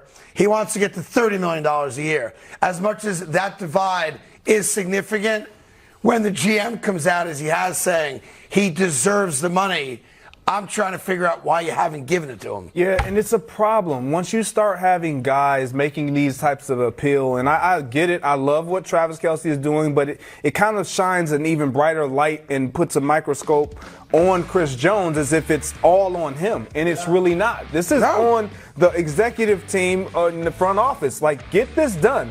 If we are set on having a repeat season of what we did last year, accomplishing our goal of getting to the Super Bowl and winning it again, he is a reason why we will be able to accomplish that. So get him in the building. Hey, you stated early, this is a distraction because it's a headliner, right? On top of that, for an offense that's bulletproof, right, and a team that's supposed to be all-world, without him on the field, now this is about excuses. Now this is going to be another excuse to why the Kansas City Chiefs may start off with their first loss, maybe a team that's on the decline, because without him on the field, they're not as good as defensively as they should be, and they need him. So I just think it just opens their locker room up for more distractions, more excuses for not being on play. And by the way, if you're not going to give Chris Jones the money, who the hell are you going to give it to? Exactly. Like I'm looking right now on my computer on the salaries on the Chiefs.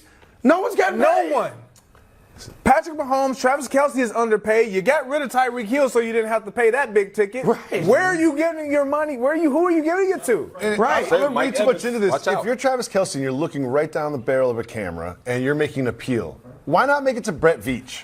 Like, why are you making it to Chris Jones? I mean, not a household name, but still because he got to him. get paid too. He wants to stay in good standing. So yeah. Plus, I don't overthink that's the Kelce Brothers podcast, and they're having a little fun with it as they always have. He's just saying, I want my brother back. That's I it. need Chris Jones on the field because I know, even though I'm on the other side of the ball, that we are not as good a football team without Chris Jones. And I'm telling you, they might have to win games until he comes back 42-35, those types of games. But you also got to stay out of that man's pocket. Because yes. to your point, he put a lot of pressure on Chris at that point. He makes it seem like he's the guy. To your point, holler at the GM. Listen, it's a general rule everyone should live by it, but athletes live by it more than anyone. You never mess with a man's woman, children, or money. You can pick the order, but you never mess with those three things. Woman, children, money. And that's it. And that's a good rule to live by in life. Great. Plus, honey, get the ingredients for the nachos. For the nachos. Yeah, don't mess with a man's nachos neither. That's a great point. Great point. Moving on to our third headline, and that is Micah Parsons. He took to Twitter and tweeted this: "I will be a Super Bowl champion. Hashtag be great." No mention of what team or when. Yeah. But he'll be a Super Bowl champion. Yeah, he ain't French. He didn't say we know that. Listen, again, contract negotiating. He came out and said that. He also said, I'm sick and tired of coming in second place because now he's an NFL veteran. Yep. Now he's experienced. Okay, not only do I belong here, I might be the best defensive player in the league. And I'm not going to spend my entire career on a team that barely gets out of the first round. I understand why it means that much to him. He's an impact player, top defensive guy for them. But on the same accord, I'm sitting back saying, man, don't be selfish. I hate losing too. You're not the only one that wants to win the Super Bowl. You're not the only one who's get tired of getting laughed off the field every playoff game. So he needs to understand it's not I, it's we. And as long as he keeps saying I, yes, he's going to rub people the wrong way. So he has to just be careful with that. Yeah, by the way, he's making $2 million this year. Woo. Micah Parsons. Woo. It's going to be a lot of eye talk. He said, there you go. Which is why I will be a Super Bowl champion and I'm going to get paid. And by the way, he's under contract next year for $3 million. Hold out. Well, I mean, also to be fair, Jerry Jones will spend money. He signed a lot of people this offseason. I assume he'll do the same with CeeDee Lamb. I assume he'll do the same with Micah Parsons. He even succumbed to the Zach Martin thing where he did. They gave him a small raise, but a raise. He has 2 years, $36 million. He was at 27, so even all the bravado of, I'm not signing Zach Martin. He signed Zach Martin. And the Cowboys put out a good team consistently. Consistently, they put out a good team. Last 30 years, they've been a good franchise. I would disagree with that. They have not been. They haven't gone to an NFC championship game in the last 30 years. Correct. So how do we define that as being good? I don't. Of course, I'm a Jet fan, and I know what bad looks like. So 25, 20, whatever the number is. Stupid. Yeah. It's not a good franchise. Yeah. Hasn't been a good franchise since they had Danny White at quarterback. The most exciting. All right, Troy Aikman was there. He won 3 Super Bowls, but I don't count that a week on. Thank you. Yeah. Moving on to college football, the most exciting game of the weekend was between the Colorado Buffaloes and the TCU. Are you sure it wasn't Syracuse beating Colgate? Yes, it was. And after the game, Coach Prime, as he is known as, he called out some of the doubters and the haters, particularly in the media. Here's what Deion had to say. We told you we coming. We told you we coming. You thought we was joking. And guess what? We keep receipts. God bless you, America. Ooh, God is good. God bless you, America. Bless you, America. Look, it's a great story for him, for his family, and for Colorado. So if you're an alum of Colorado, I totally get it. But there's this notion of, oh my God, how dare anybody not go along with the program? How dare anybody pick against Colorado? To be fair, they were 21-point underdogs on the road. Picking against them was going chalk. It didn't take a lot to say, I think TCU is going to win this game. Plus, to be fair, Greg, is the point you made earlier this morning. You have 50 kids who weren't even a part of the program 3 months ago. You know each other's names. So we don't even know what they were going to be, to be fair, right? Yeah, and look, what they were able to do this past weekend was special. Huge. Like, it was huge, not only for Deion, but for each and every one of those kids, those guys that decided to jump on that Colorado Buffalo bandwagon and say, you know what, I'm with Deion. I believe we can do something special. And they did it for one game, 1 week. Can they sustain it? Right. I mean, they should enjoy it. Fruits of your labor. They've only played one game. They won that game. They won it outright. Yep. They scored 45 points. You've got a couple rock stars on the field coming out of that game, obviously. And absolutely enjoy it. But, let's slow our roll on, where are all the doubters out there and all the haters. You got 10 more games you got to play. Well, it's also the win on a Saturday versus TCU on a big stage was not only great for the program, it was great for his recruiting class, right? Sure. Greg, let's be honest.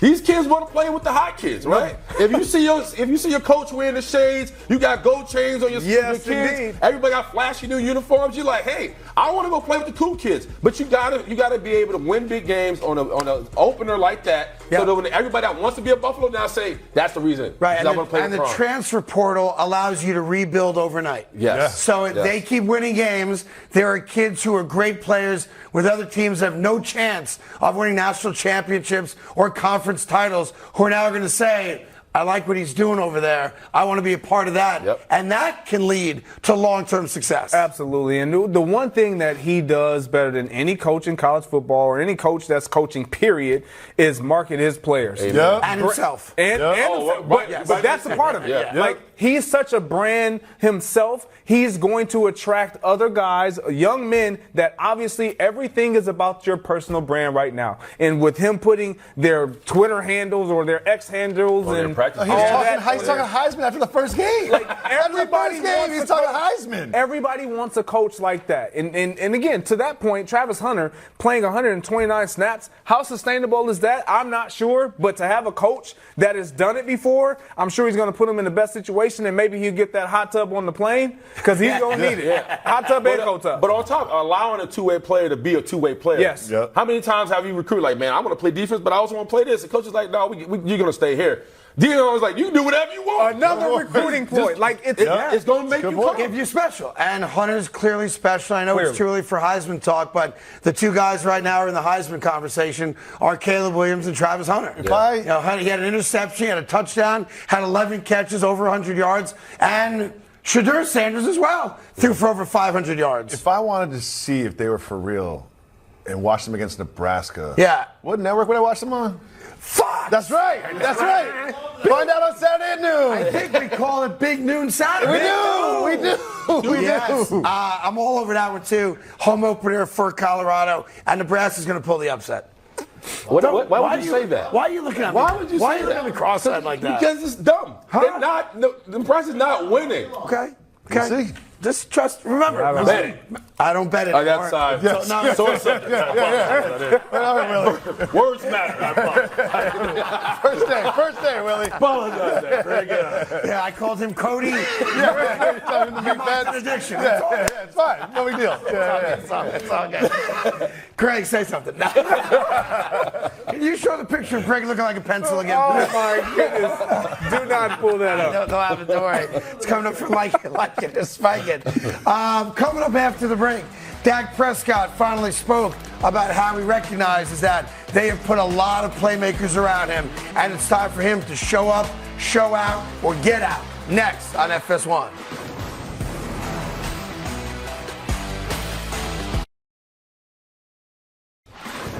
We are back. It's the Carton Show. We got Willie Colon, David Jacoby, and of course Greg Jenkins. And that guy right there is Dak Prescott. Ooh, he threw it to his own team. That's good. That's CeeDee Lamb. Dak Prescott spoke about understanding he's got guys around him and said, quote, for me, it's about getting these guys the ball, whether it's the run game or the pass game or just out in space or blah, blah, blah, blah, blah.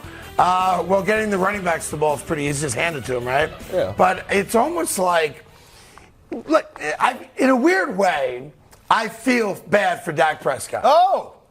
That being said, I think the criticism's fair, but I feel bad. Like, if Dak Prescott had the career he's had in Jacksonville, he's beloved. He's statue, right? That's I fair. agree. That's a very fair take. Yeah. I agree, but he's in Dallas, and this is a team. This is a team that we're going to talk about whether they are winning or whether they have 0 wins, whether their quarterback is a star, and even more if their quarterback is not the star. So for me, it's incumbent upon Dak Prescott to be a part of the reason why you're winning. Yeah. And you can't be a reason why you're losing. You can't be in that conversation. They're coming off for him a big year in that they beat Tampa on the road in a playoff game. And then, of course, lost to San Francisco. So that's out of the way now, retired.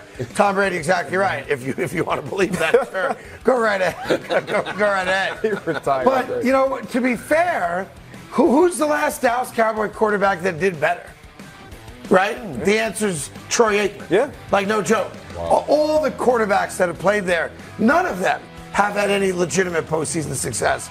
That being said, there's a lot of talent on that Cowboy roster, and it's got to live up to the talent. Well, also because you have such a vocal owner in Jerry Jones, and he's always talking about the expectation of what it means wearing a star and how much the Cowboys bleed harder than any other team in the NFL as far as like diehard passion for the game. So when you got Jerry Jones as being as forthright at what he wants his team to be, it almost seems like he can't die until they win a Super Bowl. Like, he won't leave. He's like, listen, I'm not going anywhere. I need another Lombardi. If I don't have one, I'm going to spin until I get one. So as a quarterback, you're like, I'm doing all I can. I think this is Dak. I don't think we're going to get a better Dak. I don't think he's going to take another level up like a Trevor Lawrence. This is who he is, so they're going to have to continue to surround him with talent. Hopefully he can squeak one out. And if he sees the 49ers, it seems like it's doomsday for the kid. And look, the NFC is just easier. Like, if you're the Dallas Cowboys in the AFC, you ain't going to the Super Bowl, in my opinion. You're the Dallas Cowboys in the NFC, which is where they are, of course. You got 2 teams you got to beat, Philly and San Francisco. And there'll be a dark horse, obviously, that comes in and plays great football late. And all of a sudden, oh, my God, they're going to go on a run. Yep. But the reality is pretty simple. Philly, San Francisco, and then you. Take care of business. And I think that's what makes it so much more pressure on Dak Prescott, because one of those teams that he has to beat is within his division. Yep. And they have a young quarterback. And their quarterback is one of the reasons why they had success. And so when we look at the landscape of all of that, you look at their weapons around them.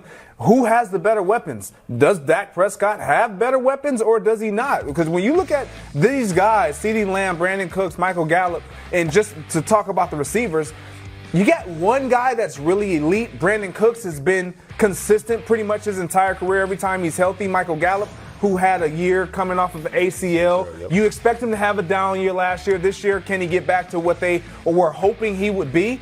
But Dak Prescott can't have a year like he had. Period, point blank. Like, he has to be special. But he doesn't have to be special to the point to where all the wins are shouldered on him, because he has a defense that is going to secure them wins. You just can't give them back up. Yeah, I think, listen, there's enough talent. If you told me that Dallas was standing on the top of the NFC East, I'd be surprised, but not shocked. No. And the one team that we're leaving out of that conversation, because it's all about Dak and Dallas, are the New York Giants. Yes. Like the New York Giants won a road playoff game last year, gave Danny Jones all the money, and then supported that move by getting him legitimate studs on offense. Yeah, they got the young receiver Jalen Hyde out of Tennessee, who's I think is going to be absolutely a monster.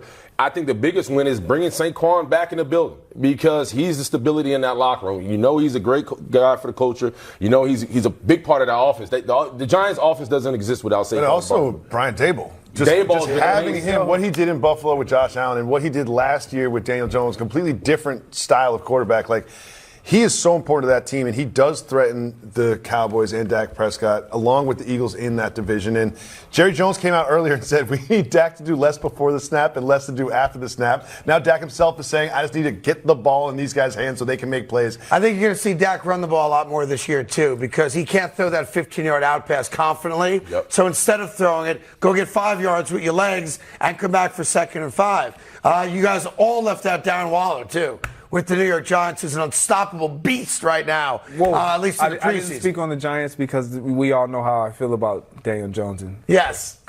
Top 8 quarterback right there. Top 8. Oh, that's top right. 8. Top 8 now. Yes. He's Top in 8. everyone's top 8 list. Yeah, top 8. Top 8. He also said the Broncos is going to the Super Bowl. He says a lot of crazy things on the show. I'm just going by the graphic. They're my dark horse. Okay. All right, so Dak may or may not be out of excuses this year. One guy who has no excuses is, of course, Lamar Jackson. And Eric DeCosta is the general manager of the Baltimore Ravens. He has zero personality, and he spoke about Lamar Jackson and the mindset he's in going into the season. Listen to Boring. Lamar's attitude has been excellent this year. I think last year was a challenging year for a lot of reasons, but obviously just where he was with his contract. But this year, just his attitude, his enthusiasm has been fantastic. He looks like the Marine that killed Santiago in A Few Good Men. That's good. That's really. He's got no lips. Where his lips? He just has a mouth. No lips. What did we do? We were supposed to protect people like Santiago. Hey, anyhow, of course Lamar's in a great mood, and his attitude's great. A, he's healthy. No, sorry. No, A, he got paid. Yeah. There you go. B, he's healthy. C, you've got Zay Flowers. You've got OBJ.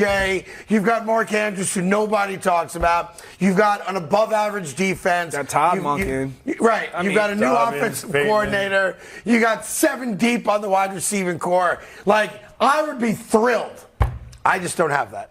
Yeah, look, Lamar should be happy. He should be ecstatic because of all the reasons you mentioned. However, you have to play the game. And this is a team that, depending on how successful he is in this offensive scheme and how much they decide to throw the ball, it can be lights out ugly for defenses, period. When you look at him, and if he takes the step that he's hoping to take and he is expecting himself to take in the passing game, this team can be absolutely scary and could go all the way. And just week 1, and I know I'm going to do as well as anyone, overreact, underreact, whatever it is, to what happens in week 1, just so you understand the AFC North, right? Cleveland hosting the Cincinnati Bengals. Yep. Baltimore hosting the Houston Texans. Oh.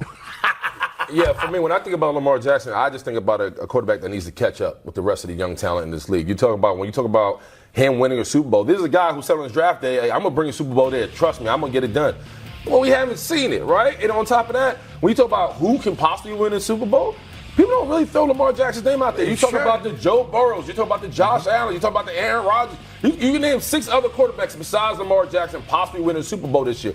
And that's a problem. Why? Because he showed us what an MVP season looked like from him. He showed us what he's capable of running the ball. But he hasn't showed us what it looks like winning meaningful games, especially playoff games, and potentially a Super Bowl. We haven't seen that, so he needs to catch up. I think there's a chance that he has over 5,500 total yards from scrimmage this year, between running the ball, which should do less of, obviously, and throwing the ball. I think you're going to have multiple 5,000-yard quarterbacks this year, and I think he's going to be one of them. And I've said, and I'll say this when we do our preview show on Thursday or Friday, it is going to be a Ravens-Jets AFC Championship game. Ooh, and Baltimore has an offense that nobody wants a part of. Dance, big man. Yes. There you go. Yes. All that sauce. Yes. Yes. So much sauce. Right. Oh my gosh. But that'll be more when do we do our preview show? I think you just made that up. You just made that I love up that now. Carton just let it rip. It's just like, when we do our preview show, I don't know if it's Thursday or Friday. I haven't discussed this with anybody on the staff or at the desk, but we're doing a preview show. Big preview show. I was excited to see it. I was like, Yes, wait. yeah, cool. Greg and I were texting this weekend about the big preview show. Good. I think it's Friday. All right, it's Friday. Yeah, great. That just in. Yeah. Great. The season starts Thursday.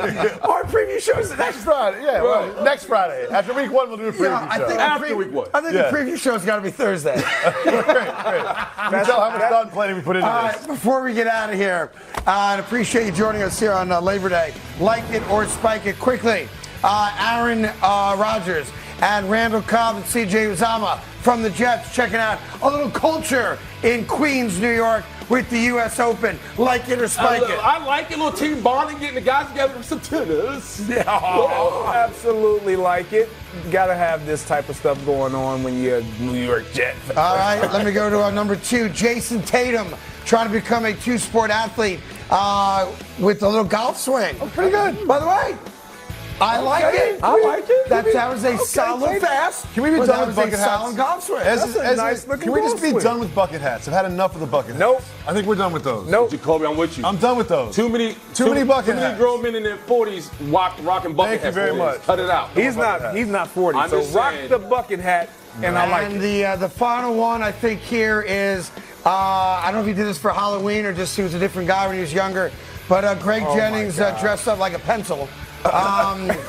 He's next to the handsome non-bald me. How do you look so much younger now? He looks like Charlie Murphy a little bit.